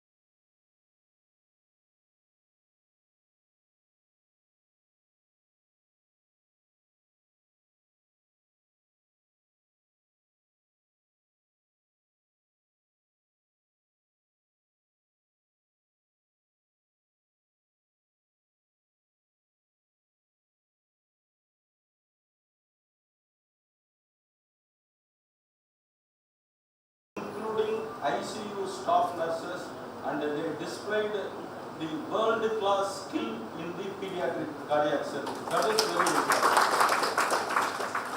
We, without spending our team, have witnessed a world-class art of the pediatric cardiac surgery. The way how it is done. Really, we are thankful as the Madurai alumni. We are very much thankful for Arul and the team and the others, members of your little team of the hospital. Thank you very much. So, it is the beginning of the pediatric cardiac surgery in South Tamil Nadu. Naturally, yesterday everybody might have seen in the groups, Madurai Medical College is selected as the regional medical center by the National Medical Commission. For the past 3 to 4 months, we worked very hard to get it, and the National Medical Commission has recognized our merit of the institution, and obviously we are the regional medical center for the medical education down Trichy. So naturally we have to teach the other institutions. Our medicine department has to teach other medicine departments. Our cardiology department has to teach other college cardiology. Our cardiothoracic should lead the both pediatric, adult, all thoracic surgery works, etc. for the almost 8 to 10 medical colleges of the South Tamil Nadu. So it is our, now it became a bound duty for us. So far it is the moral duty, now it is, after we recognized by NMC, it is our bound duty. So with this, I once again thank the little team, yes, Dr. Prem, Arul and Dr. Atul. Really the class of the work you displayed is, we have to spend lakhs and lakhs of rupees to come to Australia or UK to see this. You saved a lot of our pocket, lakhs of rupees, and you saved a lot of lives for the past 3 days. Once again I thank you, and coming to our felicitation to Madam Sirimali. Madam Sirimali is the founder of the pediatric cardiac surgery in the government sector in Tamil Nadu, and during our generation we know a lot about what you are told by you, Madam, and your dedication, and you, compared to Madras Corporate Hospital, you maintain the Egmore Pediatric Cardiac Surgery Unit. That is the class you maintained even 20 years before. We know how much it is difficult, but you are able to do that. Congratulations, and you are the off person to be felicitated today, Madam. Thank you very much for accepting our felicitation. Dr. Mohan Krishnan sir was with us in the Velamal Medical College with the Madurai CDTS Forum, along with Bhavayam and Dr. Sridhar. We had a lot of wonderful days with you, sir, for your skills and teaching, etc. Once again, I thank you all, and I thank the entire team of cardiovascular thoracic surgery led by Marvin, Amirdaraj, Muthu Vijayan, Meenaji Sundaram, Rani, Kartikeyan, Muthukumar, and all paramedical, non-medical staffs. It is the beginning. The department has to grow still, and all has to commit yourself. From the administration side, we are here to support in all A to Z of the growth of the cardiothoracic surgery. Thank you very much. Thank you very much for the opportunity. Thank you, sir. Thank you for your inspiring and encouraging address. Now is the time for felicitation. I request our Dean to felicitate Ma'am Dr. Srimati with memento.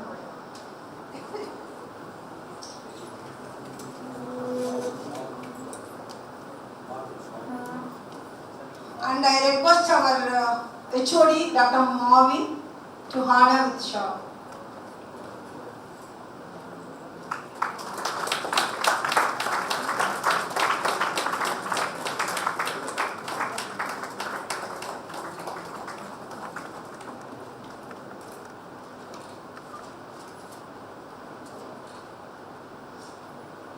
Thank you, ma'am. Thanks for accepting and coming all the way here.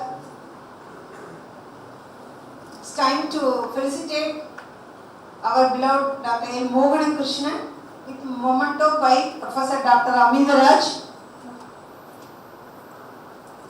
with the shawl by Professor Dr. Muthu Vijayan.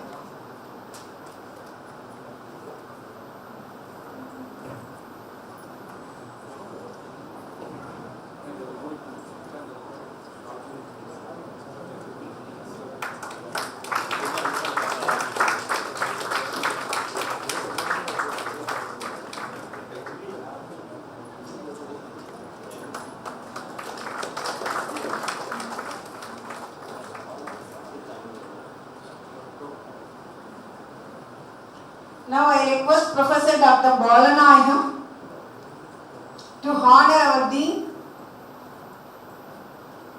with memento. And I request the great pediatric cardiac surgeon here to honor with shawl.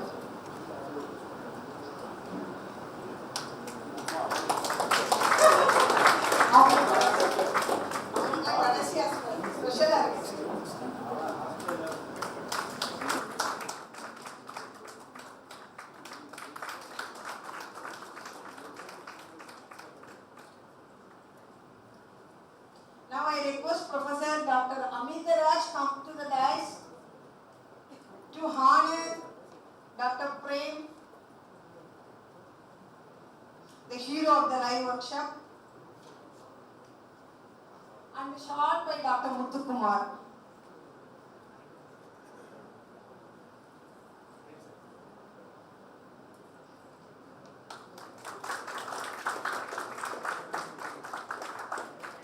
I request Dr. Sridhar come to the dais to honor Dr. Arun, the great cardiologist. We enjoyed really his cardiac work of doing epicardial echo and teaching something on it.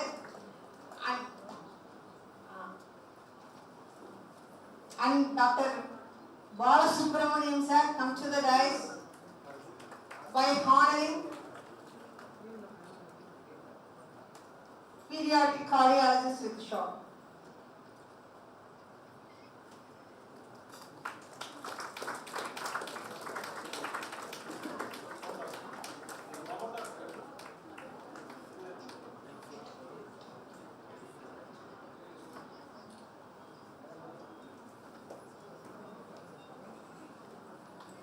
I request Dr. Phil. Sir, please come to the dais. Charming and beautiful face, roaming around, running around, and he brought so many consumers to the theatre, and it's really worked well, done hours. I request Professor Dr. Vijaya Madam to give brief talks on Dr. Philip. I request Kumar come to the dais to honor him. Good morning to all. I thank for this opportunity, and few words about my colleague Dr. Will. We worked with him for past 3 days in the theatres, and it is a wonderful team that worked there, which saved so many babies, and the surgeon, anesthetist, and the perfusionist. It's a different connection between them. They had a good coordination, and the communication between the surgeon and the anesthetist and the perfusionist is really wonderful, which we have to do it and follow in our institute for the well-being of the babies. And thank you, Doctor, for such a wonderful experience. Request Dr. Kumar honor. I request Dr. Adil come to the dais.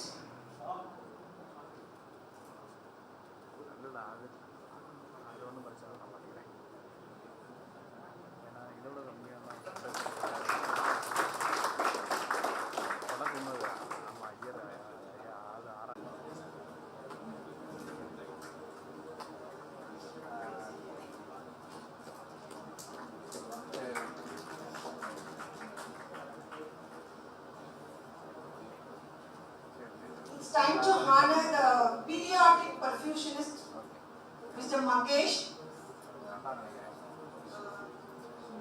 Mr. Bharati is not.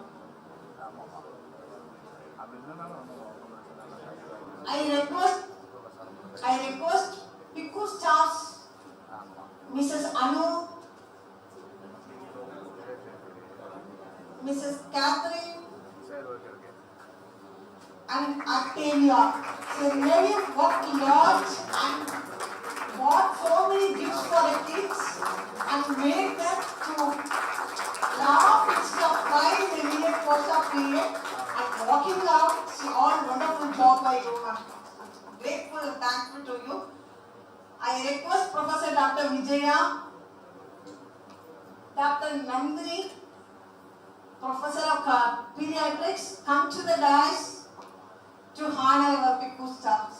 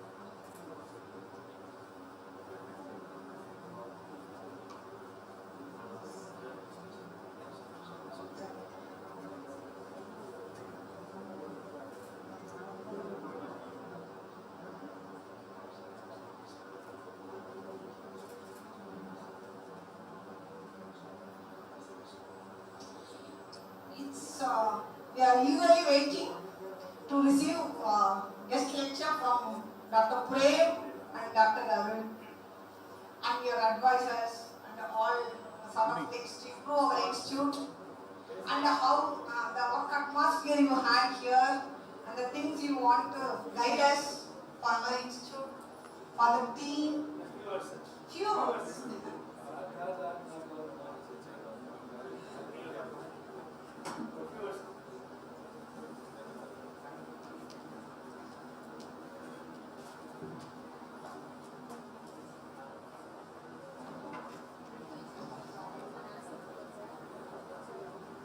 Can I just start off by saying thank you? We had a fantastic 3 days here. For me, it was homecoming. I said I was a general surgery, that is PT here from 94 to 97. Obviously, things were quite different then. Because I got the hospital, the facilities were quite restricted. But everything I've learned, all my basics of what I do, I got from here. And the whole inspiration to become a cardiac surgeon came from my posting here in cardiac surgery. I know people are aware. When we did our general surgery those days, in the second year we had to spend a month on each specialty. So we had to spend time with plastic surgery, neurosurgery, orthopedics, obs and gyne, pediatric, general pediatric surgery, urology, and cardiac surgery. And suppose I can be honest now, I didn't go to neurosurgery, I didn't go to orthopedics and trauma, I didn't go to obs and gyne. I went to cardiac surgery posting was my second posting, and I found all excuses not to go to other posting and still cardiac surgery. Because it's great now, I end up doing the rest of my life in cardiac surgery. What inspired me then was the skill of the cardiac surgeons. We were exposed to good general surgeons. We went to cardiac surgery theaters. That's when I realized what good surgery looked like. That's when I realized how you can be technically very, very, very good at what you do with the resources that we had. And that attracted me to cardiac surgery. I've been in touch with it ever since. Things have obviously changed in the last 20-25 years since I've been here. The facilities are phenomenal. If I can share one of my anecdotes, we did an ASD, this was in 95. The patient came back to the same ICU, and the CVP monitoring was a scale with an IV set. That's how they measured the CVP, and the patients did well. We got all the fancy monitoring now. The outcomes are the same. That showed what we can do if we are dedicated and if we really pursue what we do. But what I see now is a completely different team with completely different facilities. So we do have the foundations of being a good unit. The only observation that I would make is for cardiac surgery to work well, especially pediatric cardiac surgery, there has to be a good interaction and integration between various specialties. The cardiologist, anesthesia, radiology, and cardiac surgeons have to work as one unit. I know India is set up differently, they tend to work in silos, but pediatric cardiac surgery probably is the epitome of team working, and we are as as strong as our weakest link. It already exists, but that's something that we need to look at. See how we can work as a team for the benefit of the patients that we do. Otherwise, I'm pretty encouraged by what I saw here. You have a very good foundation for doing really good work in pediatric cardiac surgery. Thank you, sir. It's a time for Dr. Arun.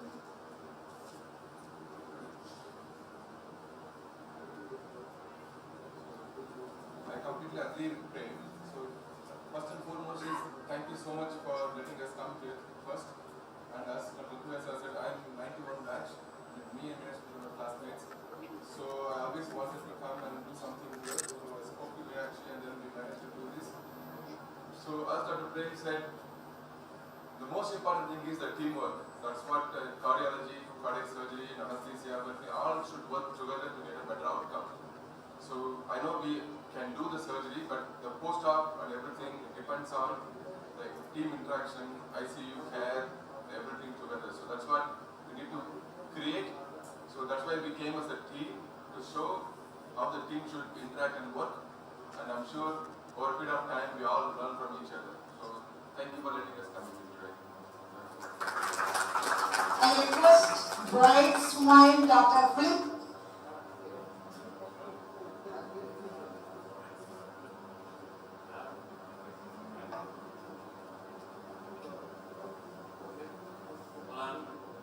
Thank you. It's been an honour to be allowed, to have the opportunity to come here, to work with people I've worked with this week. It's been a pleasure. It's been great to see how well many of the children have done after the operations. And the local people I've worked with, the ingenuity, the enthusiasm, the dedication which I've seen from them is absolutely fantastic. The anaesthetic residents, the trainees, they were so enthusiastic, they were knowledgeable. They were coming to theatre, they were interested in what we were doing. It was really, really good to see. So I've enjoyed the week, and thank you again for giving me the opportunity to come here. Now it's time for acceptance speech. I request Dr. Mohan Darshan come to deliver this chief guest.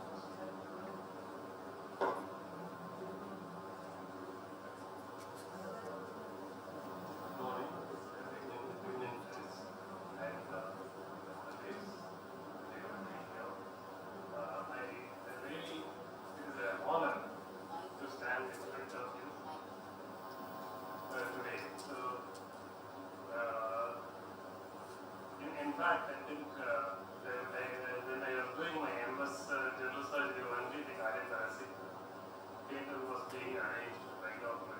Mandapur. I was the first MS postgraduate who opted for cardiac surgery at that time. Because at that time, it was, generally it was discouraged to take cardiac thoracic surgery. At that time, I think that is Dr. Mandapur. Put something in me to take up cardiac surgery. From that level to reach this level, I really appreciate the team and everybody in this hospital. I thank you, really thank you for this honor. Thank you very much. I request Professor Dr. Srimati ma'am come to the stage.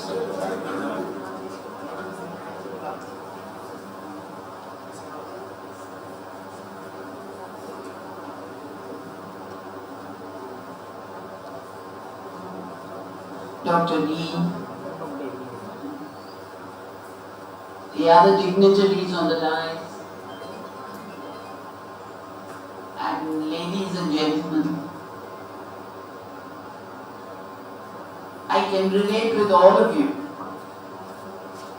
because I'm so old.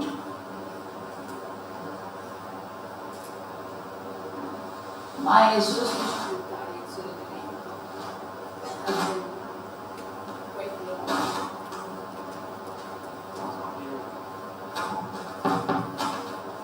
My association with cardiac surgery has been quite long.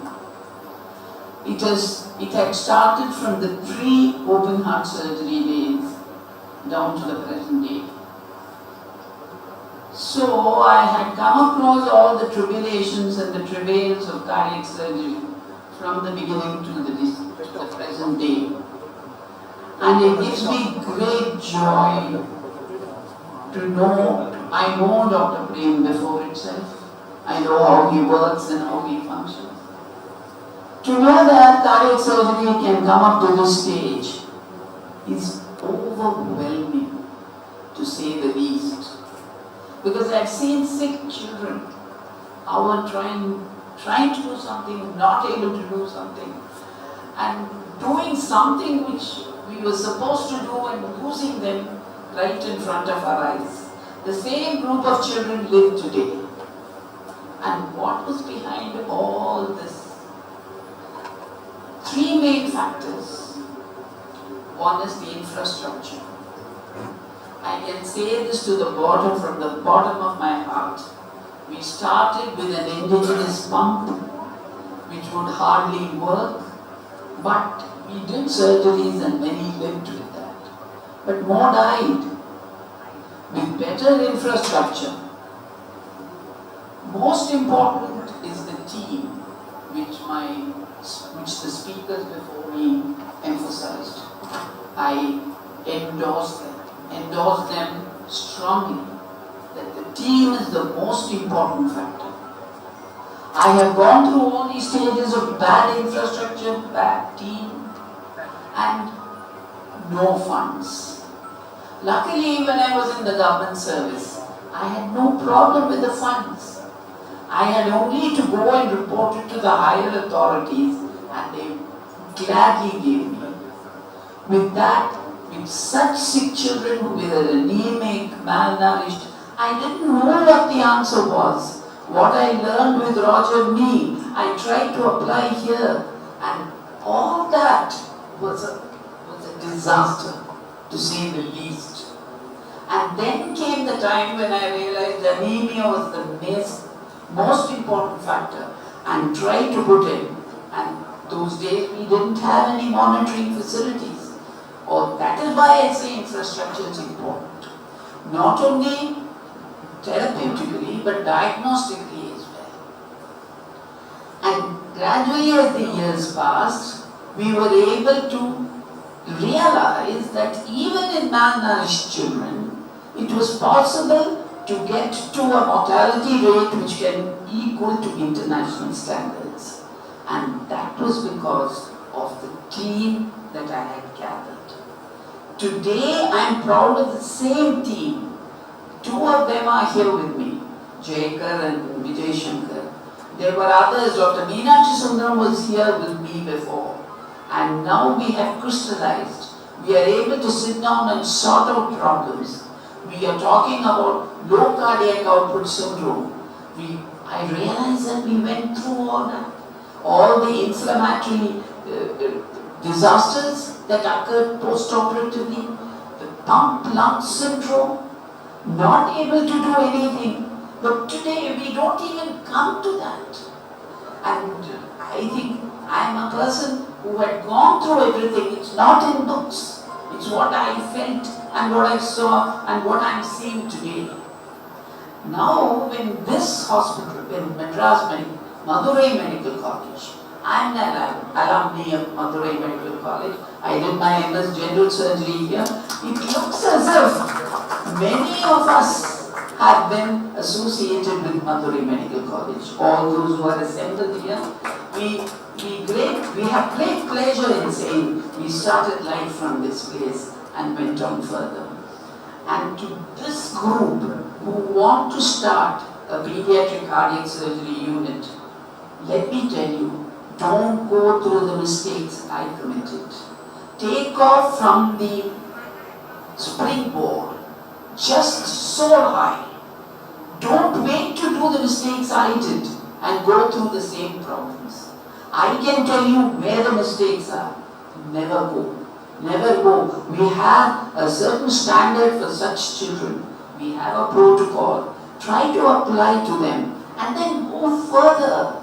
Compete with Dr. Prem. See that you are better than him. It's quite possible. That is how it happens. That is how future is. The future is for the people who win, who want to make a name, not for themselves, for the people who they operate. The underprivileged children today, if those who had no place to go, now they can come to Madurai Medical College, they can come to Madras Medical College, they can come anywhere in India and hope to get the same treatment that a wealthy person gets in the most wealthiest of countries. It is possible. It has been possible. The greatest point is funding.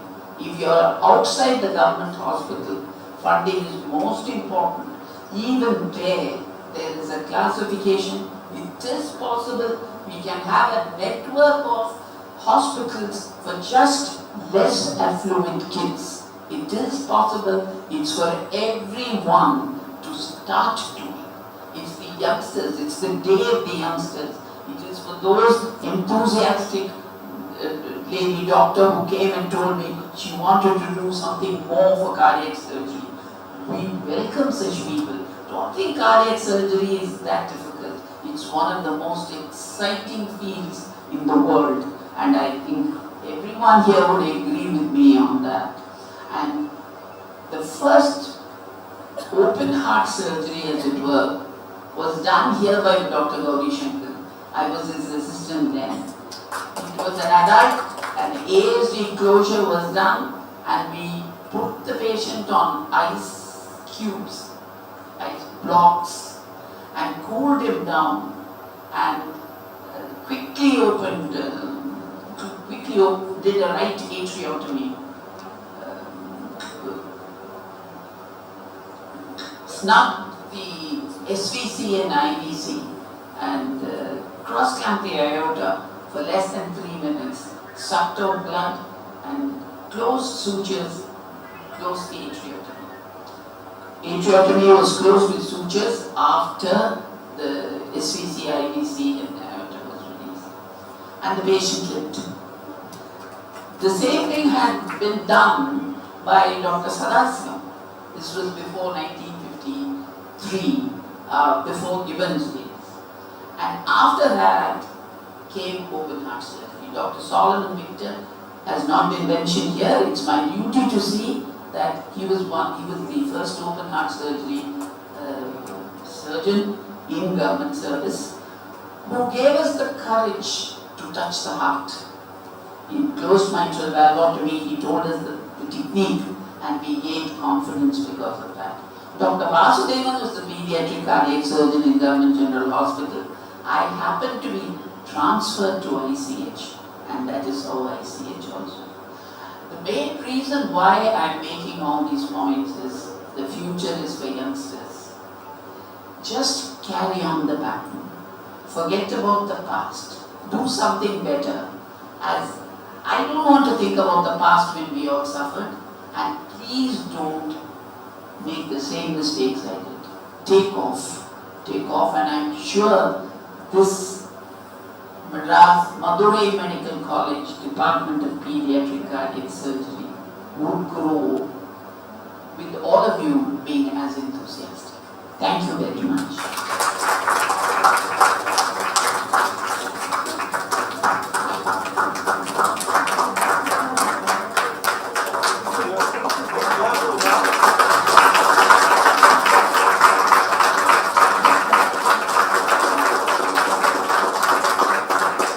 Thank you, ma'am. Thanks for your inspiring speech and your blessings. Now it's the time for vote of thanks by Dr. Meenakshi Sundaram.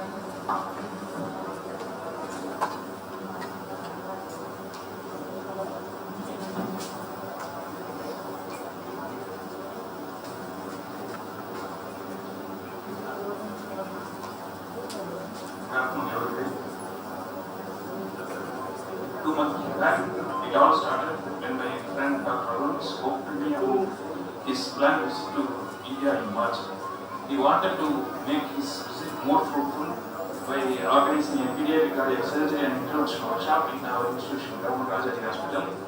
were a little hesitant because of the huge practical difficulties in organizing such an event. But when I approached our beloved team and the HODs, they immediately consulted and they extended all possible supports for this program.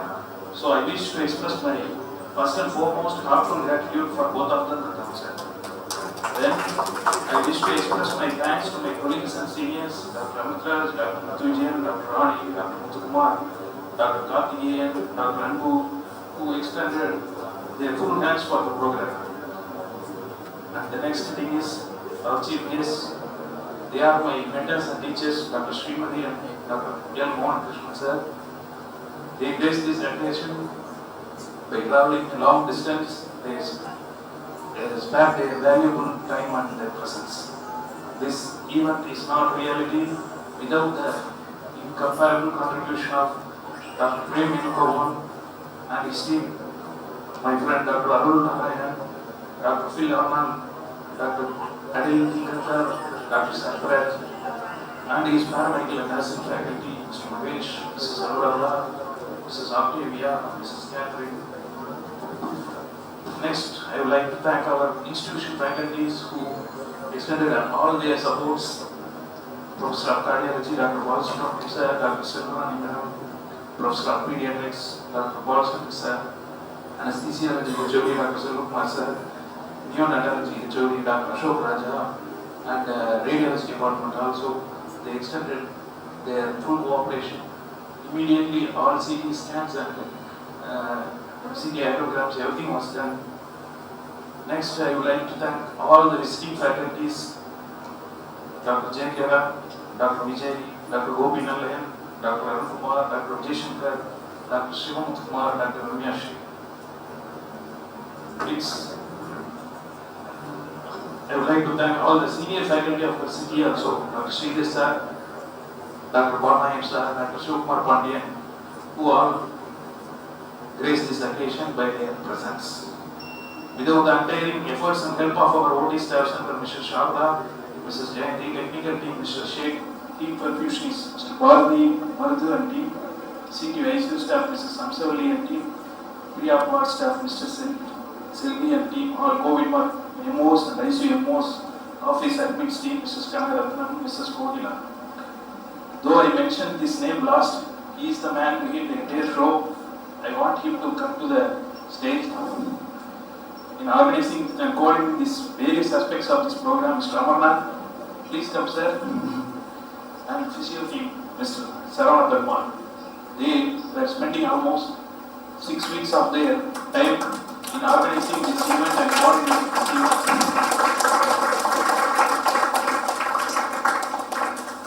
Before concluding, I wish to extend my thanks to the postgraduate students and nursing students who made this CMP a lively and participatory. I add my thanks to the audiovisual team, Shakti Communications, Home Studio, Varlaji, housekeeping team, caterers, and industry people, St. Jude's, AMS Systems, Alliance Technologies, who all stood with us in making this event a reality. Thank you. Thank you very much. Thank you, sir. Now it's the time for national anthem. Stand.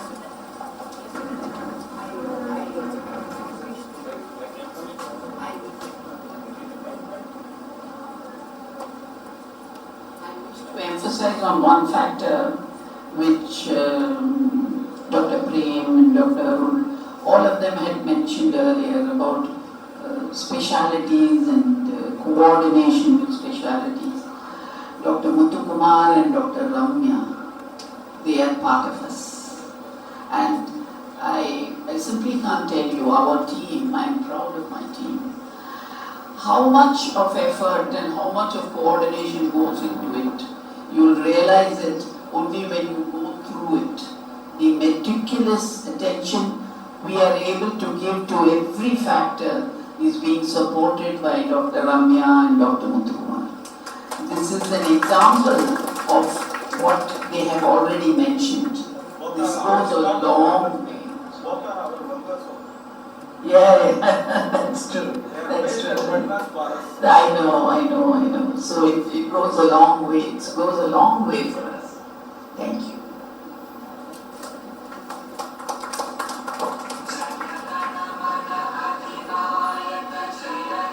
Bharat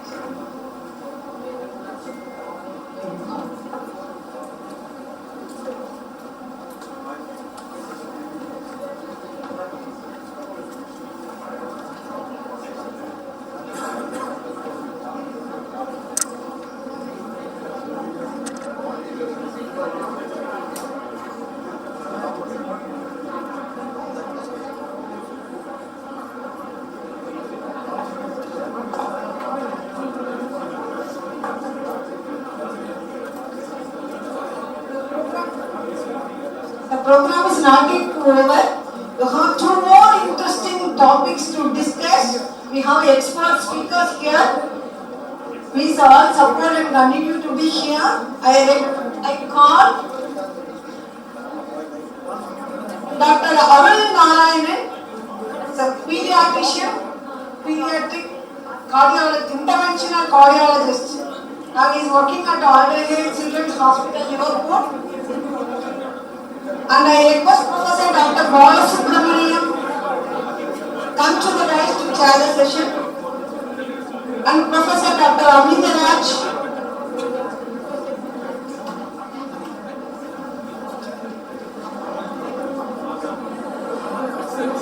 I request Dr. Siva Kumar come to the rise. Dr. Siva Prasad come to the rise.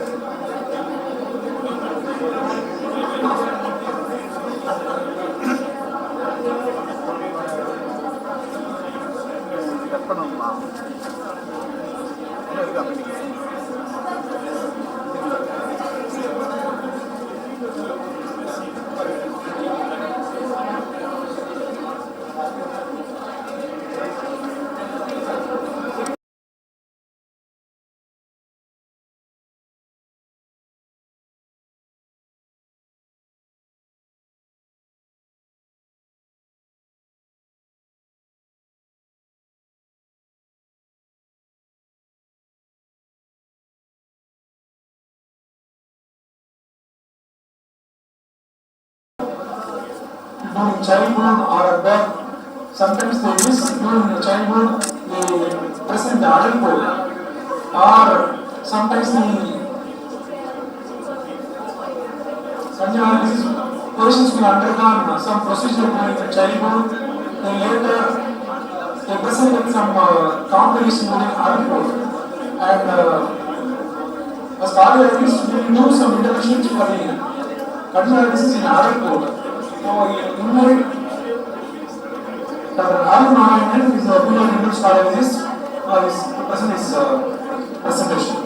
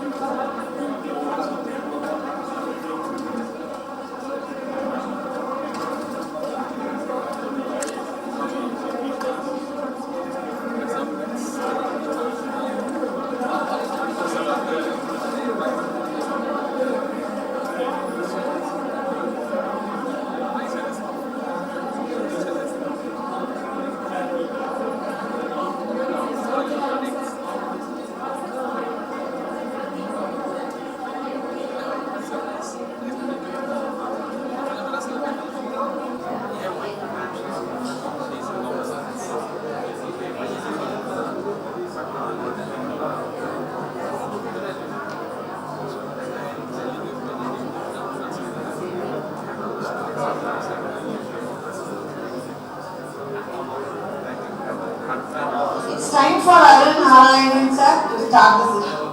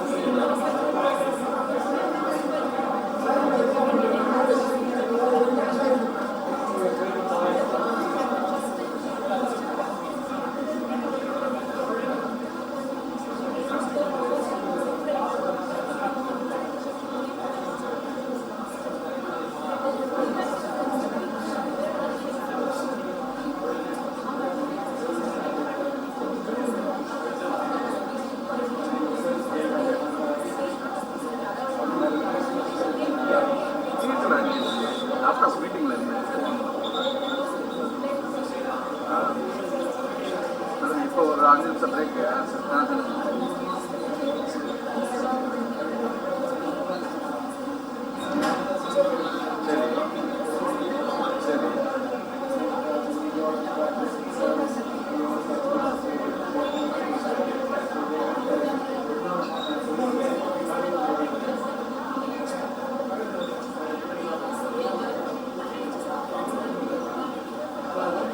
அப்போ உங்கள் settings பார்க்கணும். அந்த மாதிரி வர்றதுக்கு chance இருக்கு. Okay.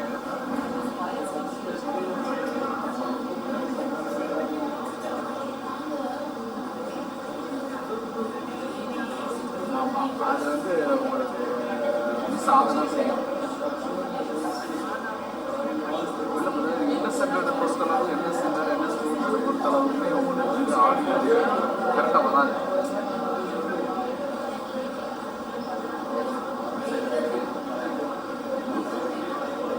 அதனால தான் அந்த கேமரா யாரும்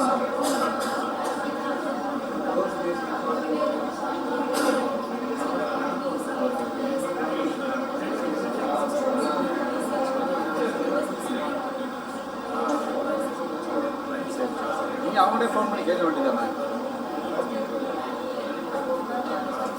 ரீசெட் பண்ணி பார்த்தீங்களா?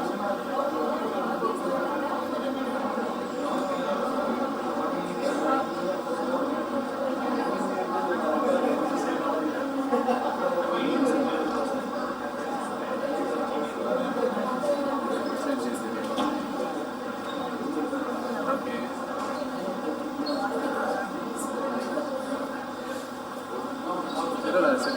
இல்லை செட்டிங்ஸ் வந்து மாறதுக்கான வாய்ப்பு இருக்குது.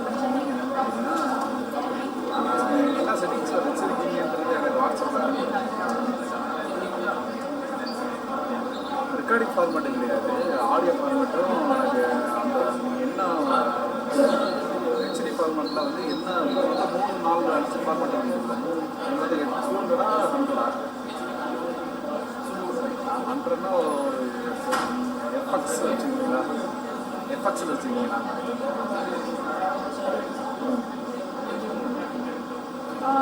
ஐயில் வச்சுருக்கீங்களா? ஐயில் வச்சுருக்கீங்களா? பாலில் வச்சுருக்கீங்களா? Okay okay. நான் இன்னைக்கு 4-5 okay.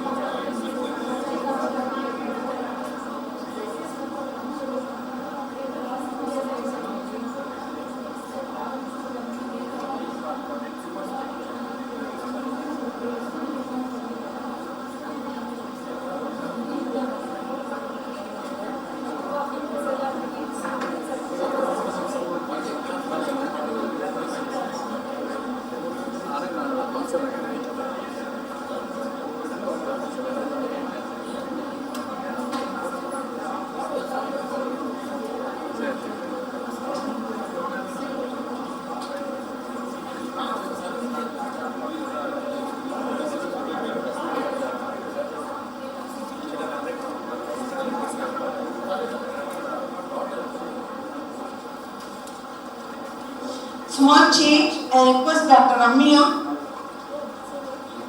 to deliver her lecture on pediatric interventions. What's new? I request you all. Yeah, stay.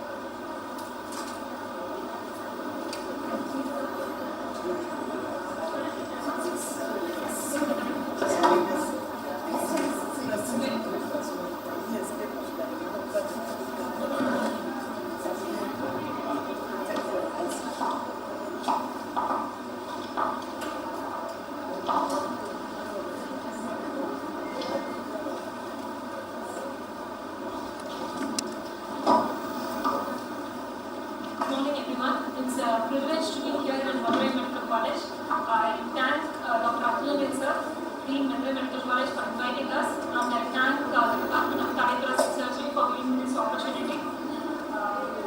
So my topic today is going to be what is new in pediatric cardiac interventions.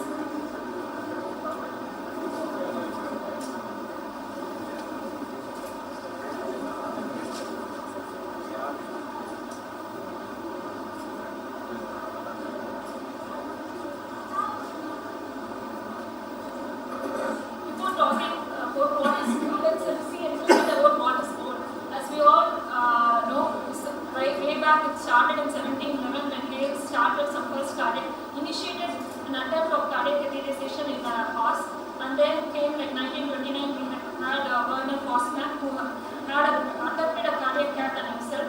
Then it went on for Cordon, Settinger, Judkins to make significant progression, and then of course we have the great Dr.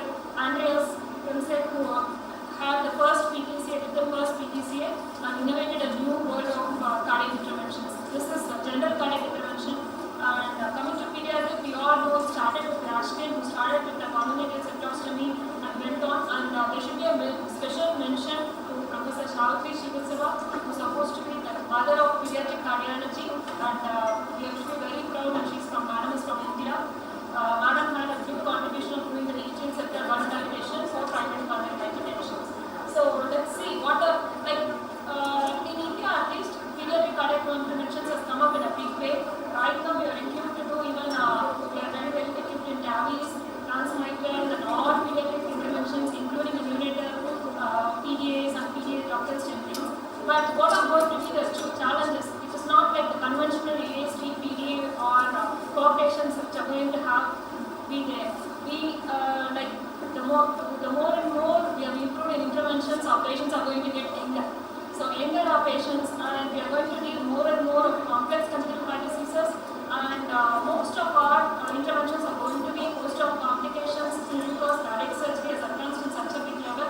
So we are going to have most of post-op complications which can be dealt with interventions and more variations. Probably 30-40 years more, like if you have been a cyanotic child, you have said like, okay, let's try something. If not, let us allow the child to live as far as it is. But right now in India, pediatric cardiac surgery has come up in a big way. So we are doing an amazing job. So we are going to end up doing more variations for them. And of course, lost accesses. So the more and more the cardiac surgery and cardiology is going to improve, like we are going to have the challenge of our accesses are going to be lost. So coming to the echo patients, initially we all know that if a child is born with a ductal circulation, that is nothing but a tetralogy pulmonary ectasia, where is a pulmonary ectasia, where there is no organ flow. The first option what we had was a PT shunt, but so many senior persons who are here, they will accept neonatal PT shunts is not as easy as a little older child. Of course, we have to deal with its own low birth weight, the risk of sepsis, and the post-operative period in a neonatal PT shunt carries high risk. So then came into picture the ductal stenting. So usually it is like the most recent procedure where we do like we pick up the neonatal who's ductal current, who's on a PG2 infusion, pick them up, and then we do an interventional ductal stenting. And most of the stents used here are coronary stents. So as we all know, it's going to be a cannulation. This is going to increase our pulmonary blood flow and keep the child out of the ventilator and make the child to grow in somatic growth as well as the pulmonary artery and give good blood flow to the pulmonary artery. So once the child becomes say around 6 months of age or around 1 year of age, then the child can go for complete repair. So the ductal stenting is one of the newer innovations we have right now. And of course, we can do ductal interventions in a single ventricle child as well as in a biventricle repair. And this is one of the case where this child had a disconnected branch case where we have gone through both the dogs have been stented. And okay, when we talk about ductal stenting, what comes next? We all know when a child is born with tetralogy, at least in India, the option is like, of course, West are so well versed, they are doing neonatal ICRs, they can do ICRs even as young as 3 months. But conventionally in India, still we are waiting up to at least 10 months of age with a minimum weight of around 8 kgs. What were the options we have before that? Before an ICR, if the child comes to around 8 months, or the child is like less than 5 kgs, if the child is badly desaturating, the option we had again was PT shunt. PT shunt again, as I mentioned earlier, it carries its own risk. So the new innovation what we have right now is we can stent the REOT.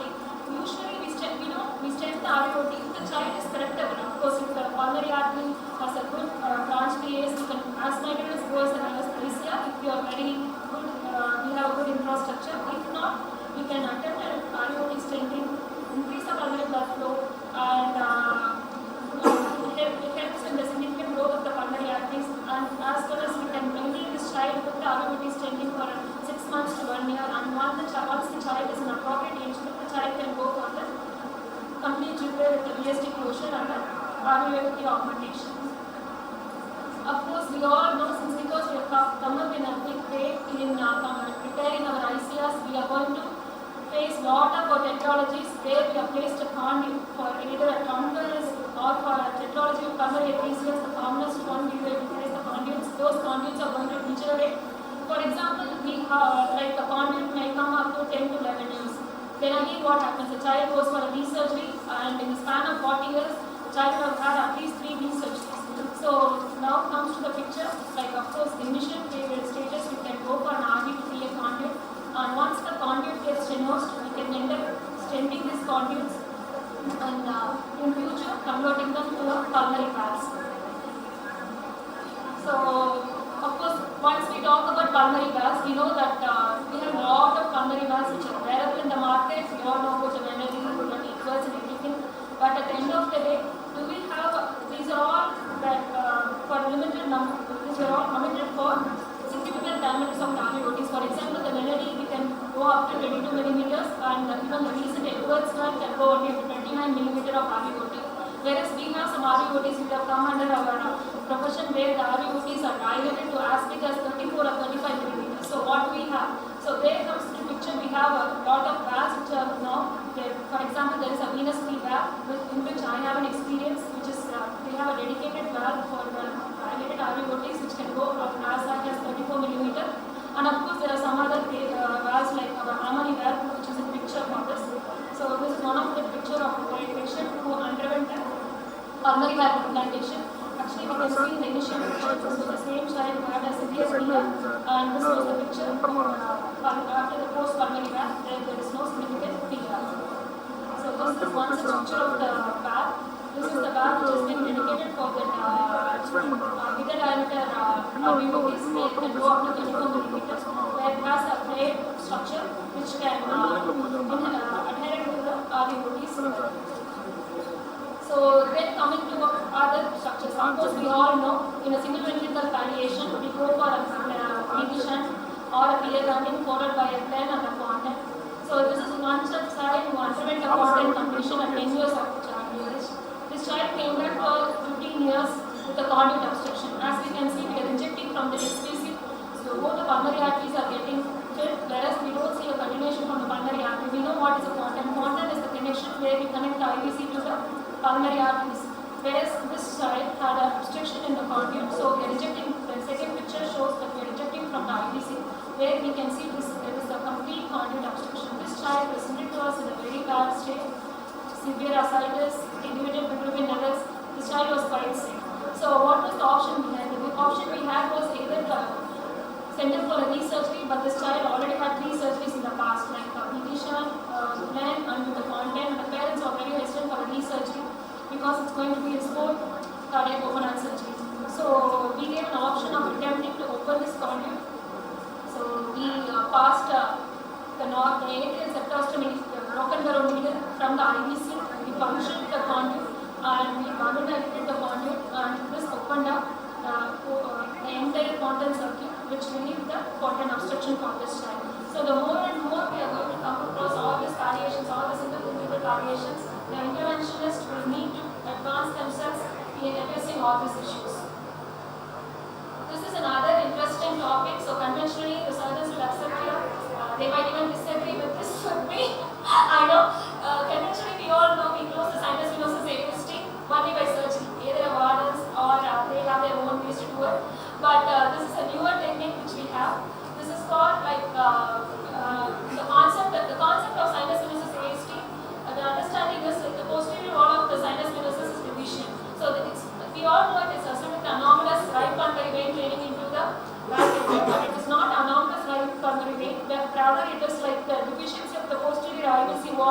SVC wall is causing this.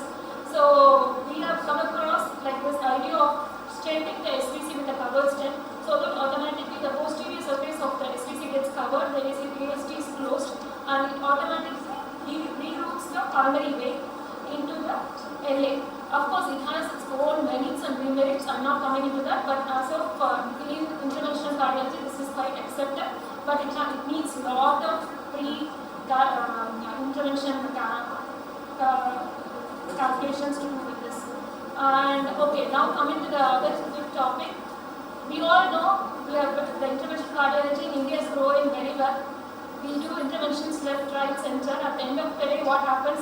We don't have access. Simply, as we can see, this is a child who came to us with no femoral right femoral vein access, no right left femoral vein access. Of course, his jugular had its own issue. This child was a 16-year-old child who underwent arterial switch operation by Dr. KMC, one of the pioneer in pediatric cardiac surgery in India. This child had an arterial switch at 45 days of life. This child came to us with significant bilateral pulmonary stenosis. In fact, this was the child which was taken to the cath lab. We attempted from the right jugular access, but where we can able to see the significant bilateral pulmonary stenosis obstruction. But unfortunately, when I tried to pass the sheet, due to the angulation, you can see this whole angulation across the aortic. We all know that arterial switch, the pulmonary arteries, they don't lie in the normal position. They are completely different from the normal pulmonary arteries. So my angulation didn't allow this to happen. What was next? Am I going to send this child for surgery again, or can I try something? My jugulars are not going to help. Both my femoral veins are not patent. Then this one came into picture. We have done the procedure to the hepatic vein. We passed the catheter to the hepatic vein, we injected it to this, and we passed 2 sheets in the hepatic vein, and we stented this child. This was the picture post-stenting from the hepatic vein, which we stented the pulmonary arteries. And of course, coming to newer devices, this is all the conventional, I won't say conventional, the newer interventions which are going to happen in future. Newer devices, since the industry is growing, I would rather say, so the pediatric cardiology is also growing. So we are coming up newer and newer devices, and we are ending up with them. One such is like when we come to pulmonary artery hypertension, we all know when there is a primary pulmonary hypertension or there is a considered most of them are irreversible, and either they die or they have a very bad morbidity during the period. Conventionally, we were doing either a balloon-atrial septostomy or an atrial stenting for these children.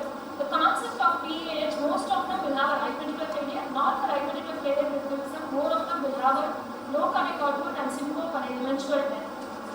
So these are some evidences for balloon-atrial septostomy and some recommendations. I'm just going to go over that. There were some issues with the conventional balloon-atrial septostomy in adults. I'm talking in adults.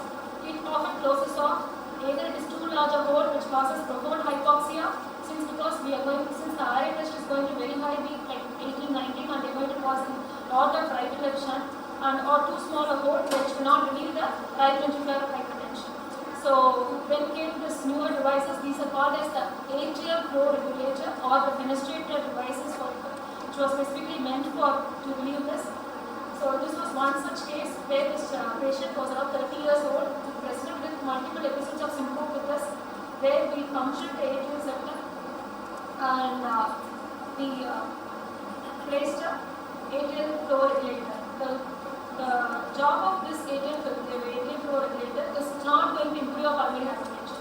This is just going as a palliation to prolong life, just to avoid the syncopal attacks these patients are going to have and increase the cardiac output, but at the cost of hypoxia. So that is the reason where we have determined the size of this AFR. The too big the AFR is going to be, they are going to shunt a lot of right to left and going for hypoxia, which we again we cannot tolerate. So this was one such patient which we had put an AFR where we can see a good right to left shunt across it.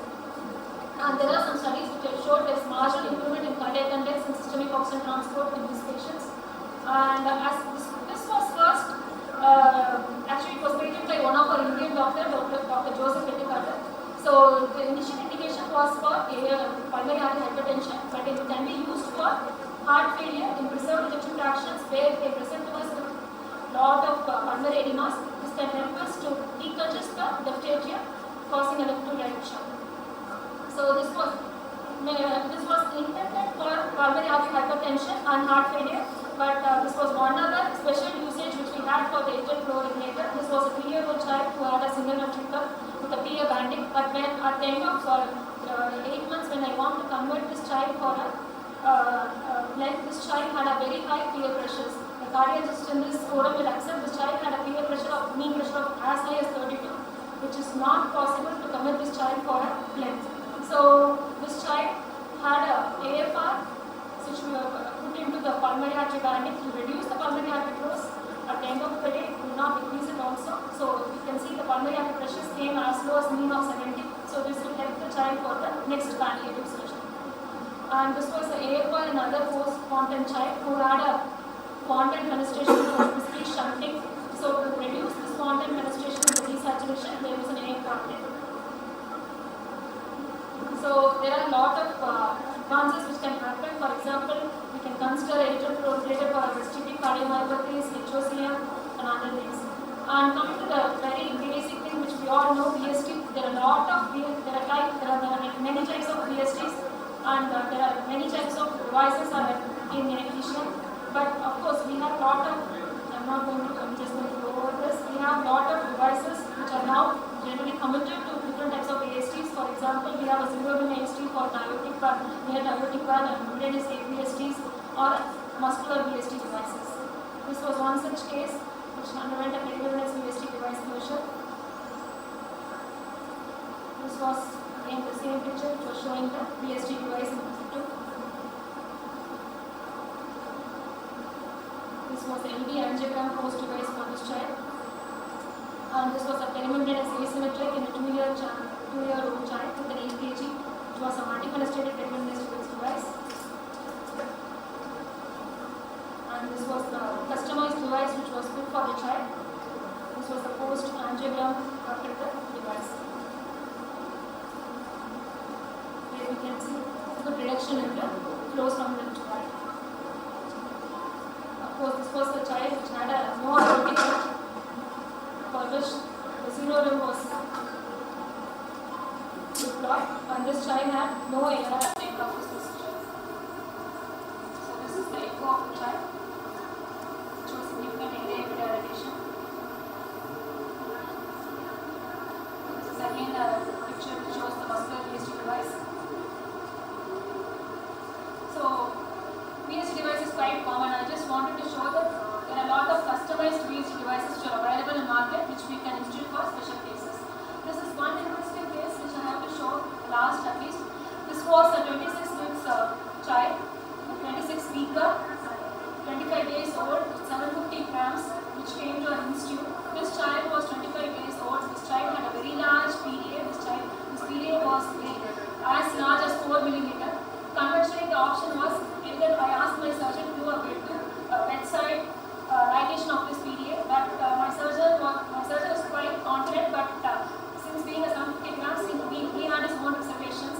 So this was the child which we did a newer device called as a Piccolo device. This is a new device which has been found only for preterm and newborn, I would say for the newborn PDAs. So this was a new device which is called as a Piccolo device. You can see this is the conventional PDA device, and this is the size of the new device which is now has come.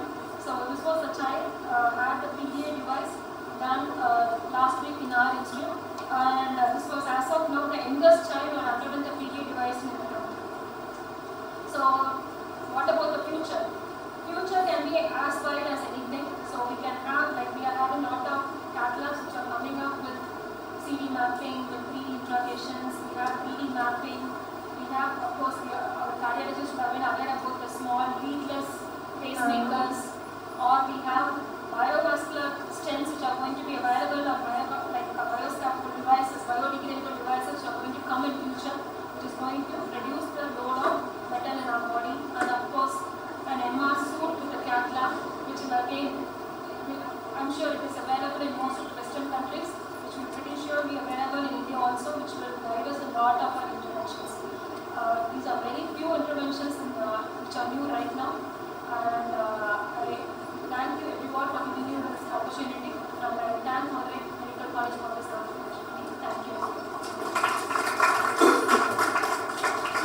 Thank you, ma'am, for your excellent presentation and highlighting all the recent advances available in pediatric cardiac intervention, but causing little threat even you have invaded complex congenitals. And now it's time for chairpersons to interact. Madam, what was the stent you used for that? This is stent ASD. Sir, conventionally we can use the CP stent, the gentle platinum stent. That is a covered stent. We use a covered stent. Or there is a newer one which is available in the market, which is called Andra stent. We can use it, sir. Covered stent. You are sure that that venous flow is not Sir, actually, what I showed is just the picture. Okay. Even before we take for the stenting, we do a CT. As we all know in SPC, it is not always one single right pulmonary vein which is coming there. It can be a lot of tributaries or it can be divided into two margins. What we do is called as a balloon intravasation. So before even we plant the stent, we do a balloon intravasation. We place the balloon and as well as we keep the catheter in the right upper pulmonary vein. So once we dilate the balloon, we completely obstruct ASD. Then we inject into the right upper pulmonary vein and make sure the right upper pulmonary vein is draining into the LA. At the same time, we also measure the pressure in the right upper pulmonary vein. It should not raise beyond 2 mm mercury. Then if it is more than 2 mm mercury, it is obstructing the right pulmonary vein. If we don't see the injection coming into the left atrium, again the left upper pulmonary vein is going to get obstructed. We don't take up that cases for stenting. So only after the balloon intravasation, the stenting will be done.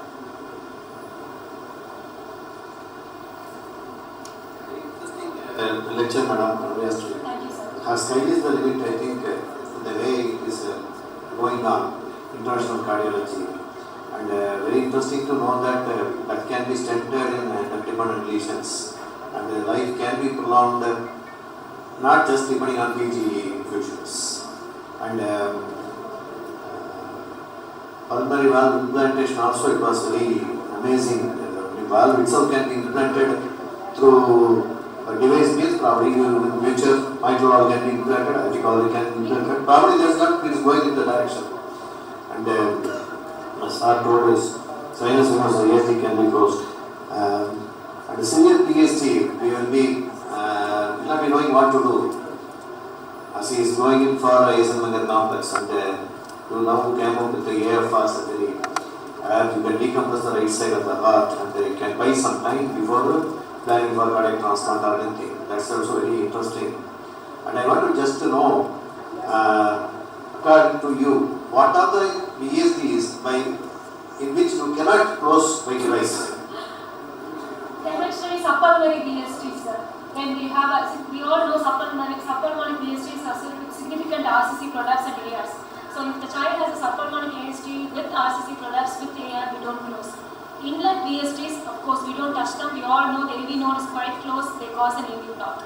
Even the conventional perimembranous VST, if it has a significant NCC prolapse with the aortic, more than, I would say, 2+ aortic restriction or anything more than 5, we don't attempt to close it.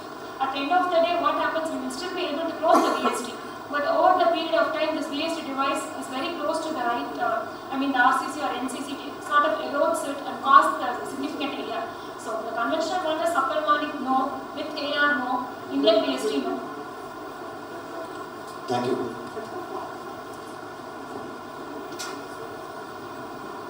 Any questions from audience? Thank you, madam. Thank you, ma'am. Thank you for your excellent presentation. Now I request Professor Dr. Nandini to honor the presenter.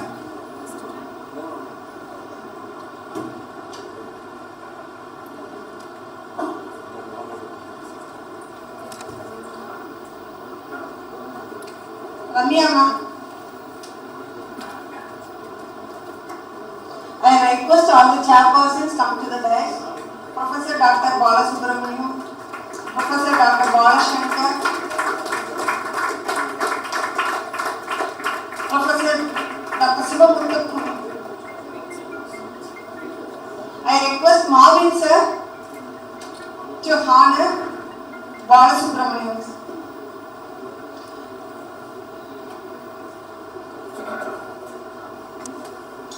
Dr. Muthukumar.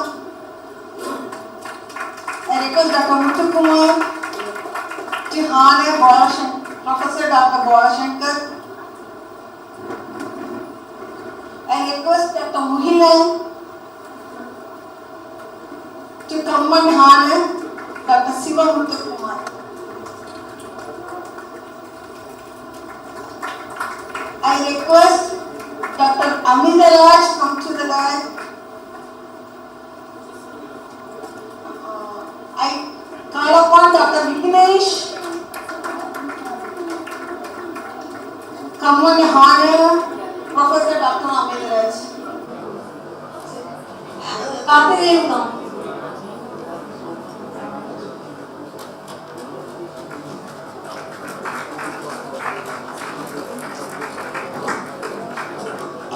Now we are moving on to next topic. I request Dr. Balanayan sir. Not coming.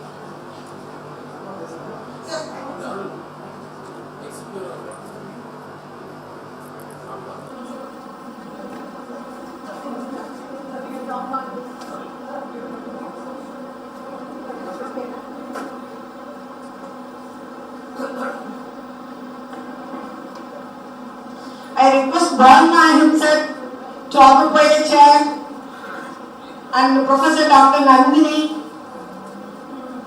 Professor Dr. Sivakumar Pondian,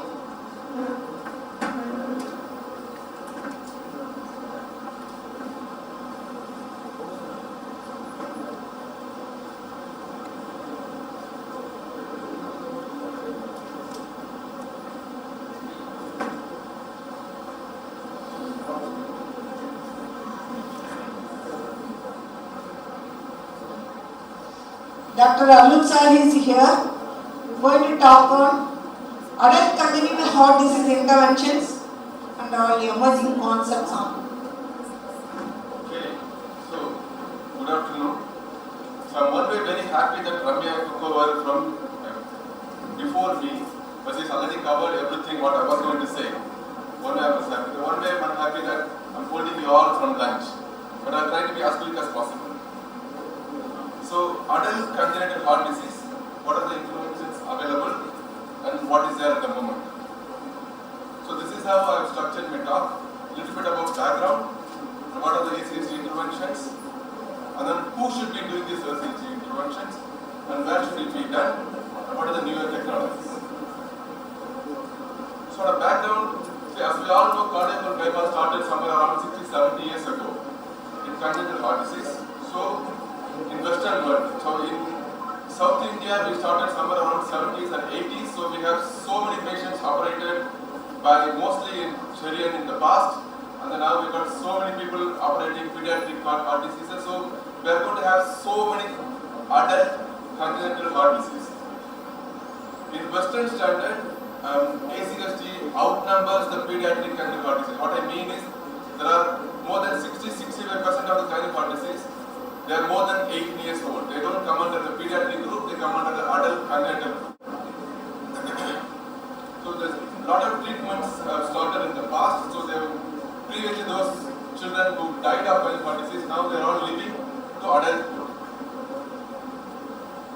So there is a paper from Circulation which says how it started in 1970s, what are the heart diseases. If you can see that the red one is somewhere in 70s, and then the yellow one is somewhere in 90s, and then green one is from 2000 to 2011. As you can see, in the univentricular heart, the pediatric mortality is very, very low.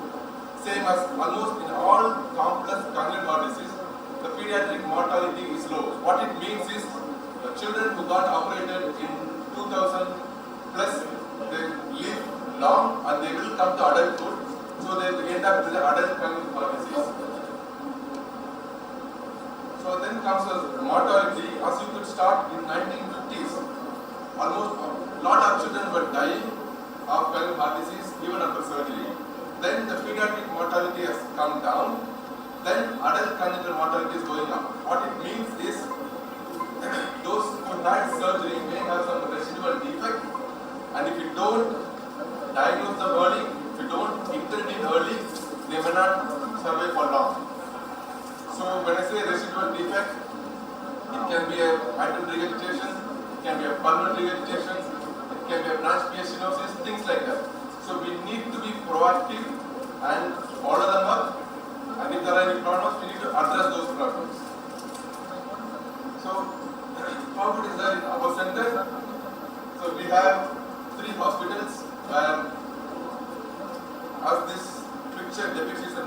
cardiac network. What it means is the children are born in Liverpool Women's Hospital, and then when they need any procedure, they come to the Alder Hill Children's Hospital, where they stay there till they are 18. We start this called transition process from the age of 12. We start talking to them, and then we have a transition clinic. What it happens is the pediatric cardiologist and then the pediatric cardiac nurse plus adult congenital cardiologist and then the nurse will come to the pediatric hospital. The patients will be seen in the pediatric hospital. Then will hand over the care to the adult team. Then they go to another hospital called Liverpool Heart and Chest Hospital, where they will be cared till they die. This is the process that we follow in our unit. So, what are the ACST interventions? When I say ACST intervention, what I mean is the interventions were done in more than 18 years old. So, there can be a newly diagnosed heart diseases, like I tell them what they are, or those who already had surgery and then they will come to the adulthood, or with the corrected heart, or those who had a palliated heart come to the adulthood. So, these are the three categories. What are the most common heart diseases?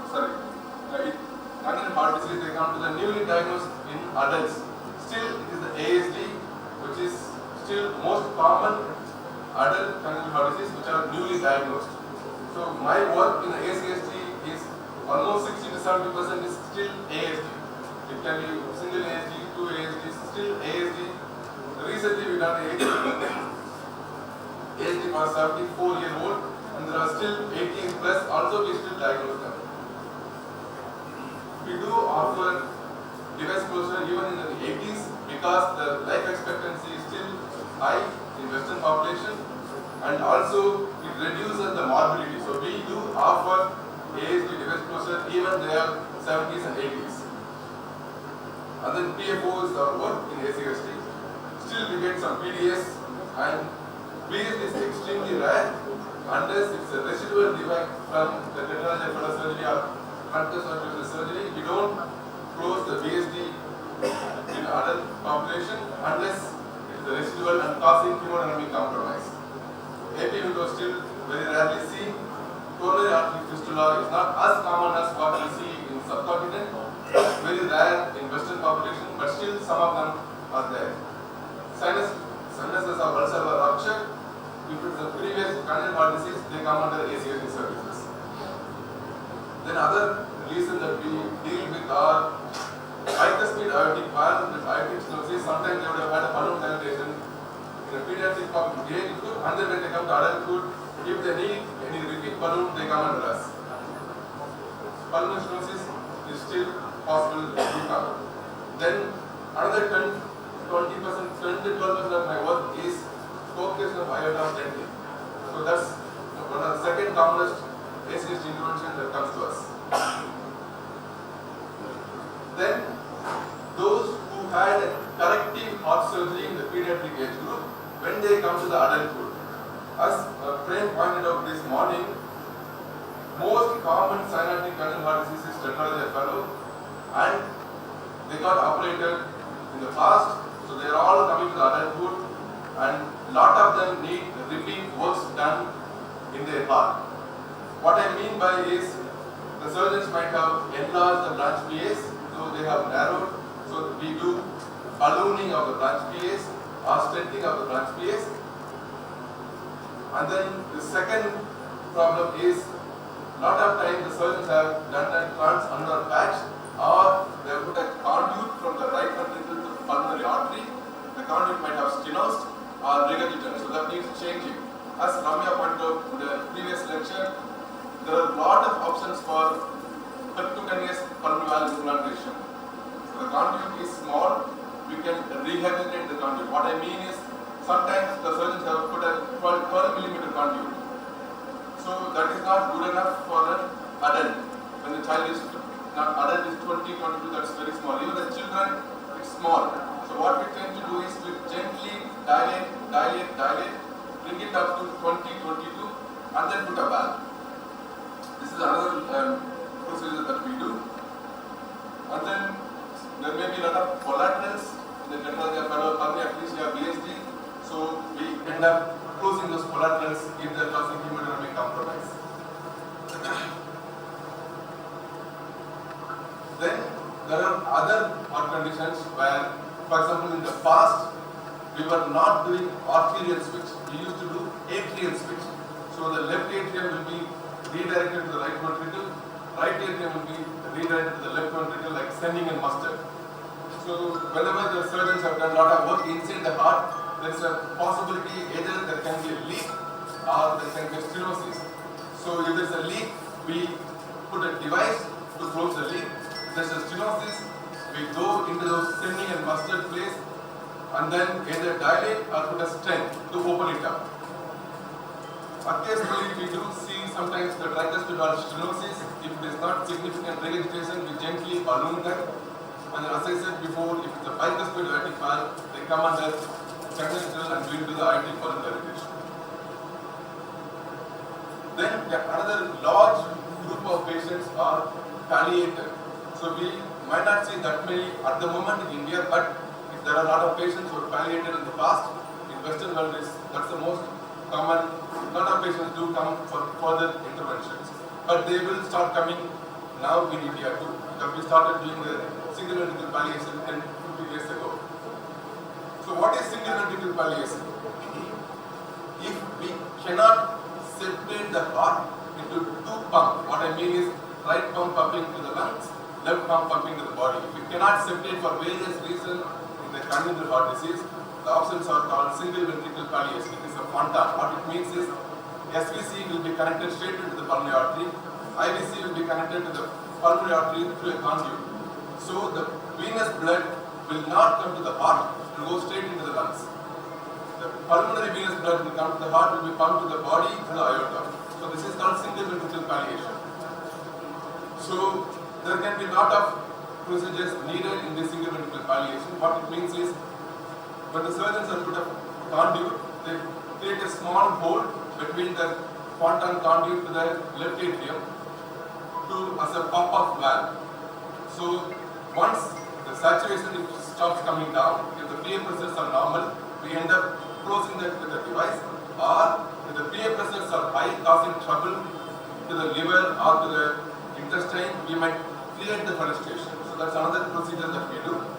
And the conduit, if it's small, we can make it slightly bigger. And as Lavya pointed out in the morning, if the conduit is obstructed or there's no flow, we can still put a stent and make it bigger.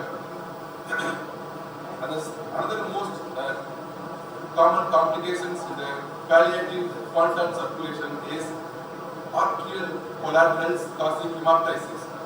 So when there are a lot of collaterals that can cause hemoptysis, so we go and close them with the device, or there can be a venous collaterals, venous blood going into the pulmonary vein causing the desaturation, so we go and close them. Recently we started TAVI as well with the single ventricle circulation, because at the moment TAVI is meant for those who are 70 plus, where the surgeons cannot operate. But when it comes to single ventricle, their life expectancy is around 35 to 40. When they need aortic valve in their around 30s, they can have a TAVI. The reason the TAVI is not done in the young age group is the valve lasts for around 10 years. But the surgical valve lasts longer, so it's better to go for surgery. But when it comes to the fontan, their life expectancy is low. So when they need aortic valve, they get TAVI at the moment. So these are the interventions.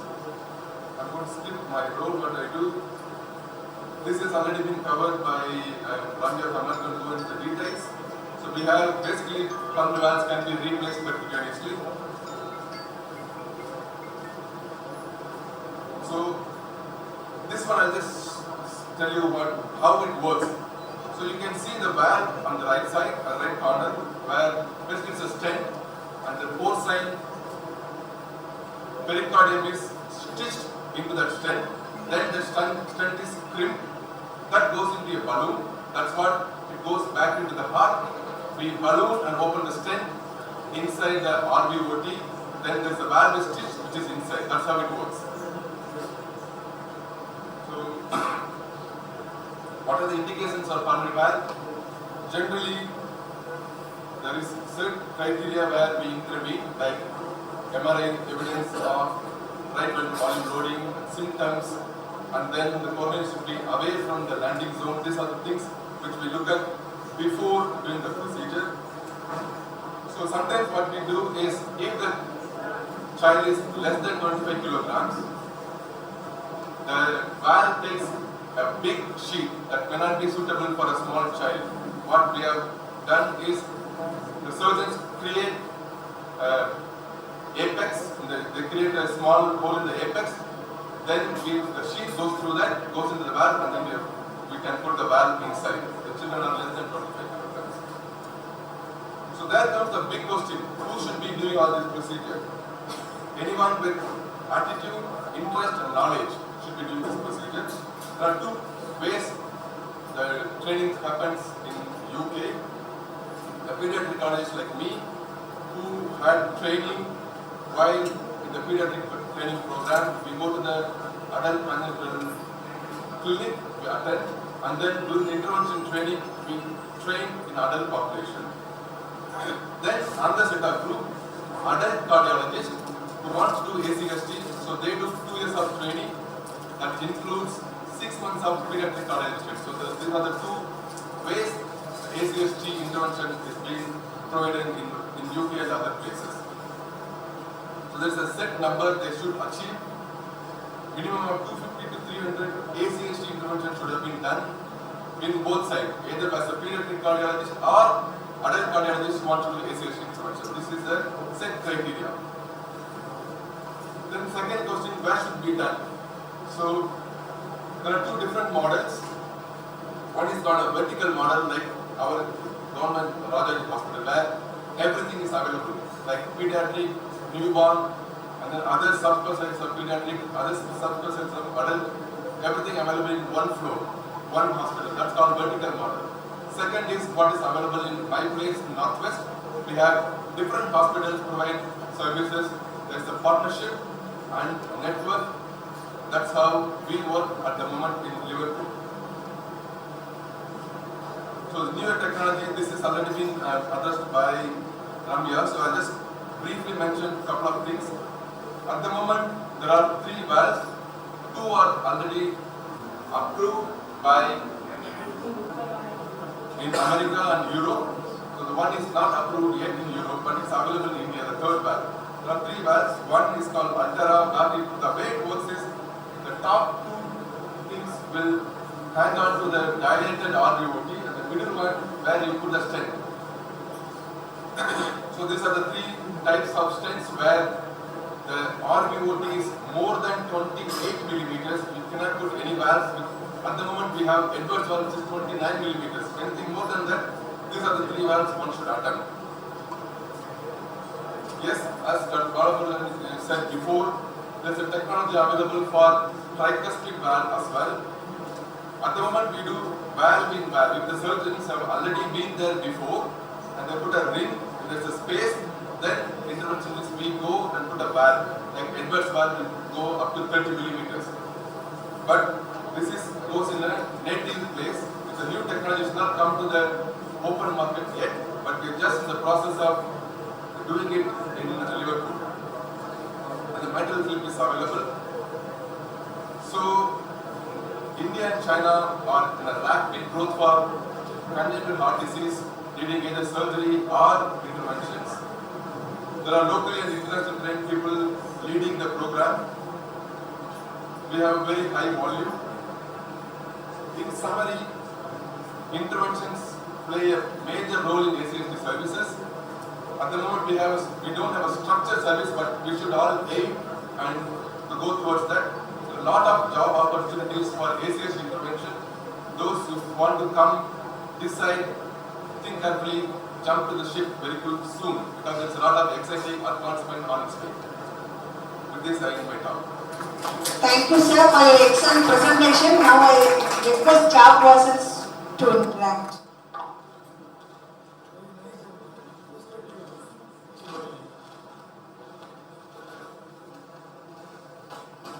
Thank you, Dr. Arun. Nice and informative and illustrative explanation. The topic is open for discussion.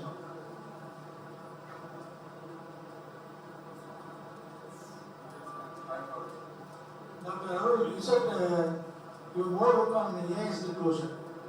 So, what are the contraindications for the ASD closure? So, still in ACSD, 70% of the work is ASD closure. The contraindications are when they have fixed cardiovascular resistance, which is high, then you cannot close the ASD, then it causes right ventricular failure. So, we don't close it. We do a diagnostic procedure, check the reversibility. If they are reversible, then yes, if not, we don't close the ASD. What is your failure rate in your center? ASD for device closure. So, at the moment, the patients were referred to us as an intervention. We have not failed. The past 4 years, we have not failed. What I mean is, if it is referred to us, we take it, we assess it before that. Only if it is suitable, we would have accepted. We have not failed. What is the minimum age for PDA closure in your center? Same thing. So, we started the program where we go down to 600 grams. Previously, we were not doing it for less than 4 kilograms, but recently we started doing it because of the newer devices.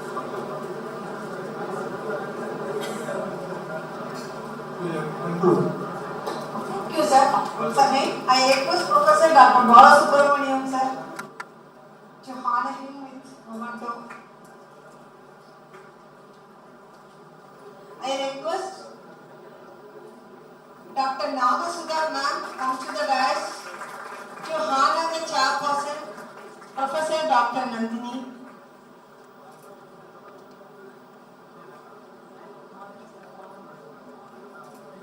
I request Dr. Prem sir to honor our HOD, previous HOD, Professor Dr. Bala Nayak sir.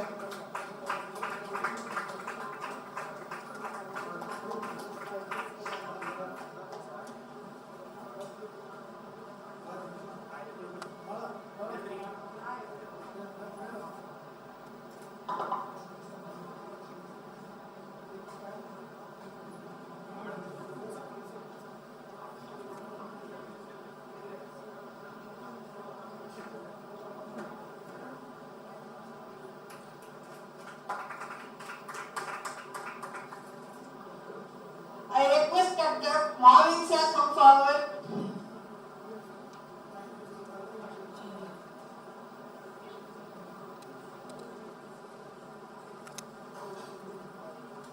To receive great thanks as a backbone for all performances here.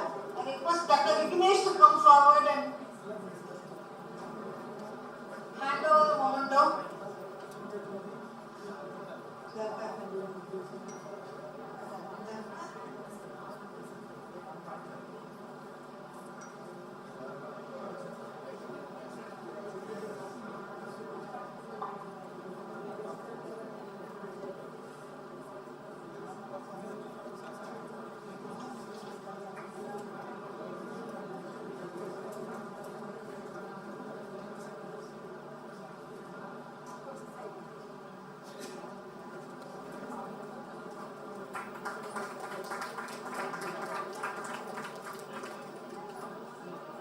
I request our beloved HOD to thank and invite all the guests for the lunch. So at the end of the session, I invite you all for the grand lunch. Thank you for all your cooperation and patient hearing. Thank you one and all. Please share for the lunch. Thank you.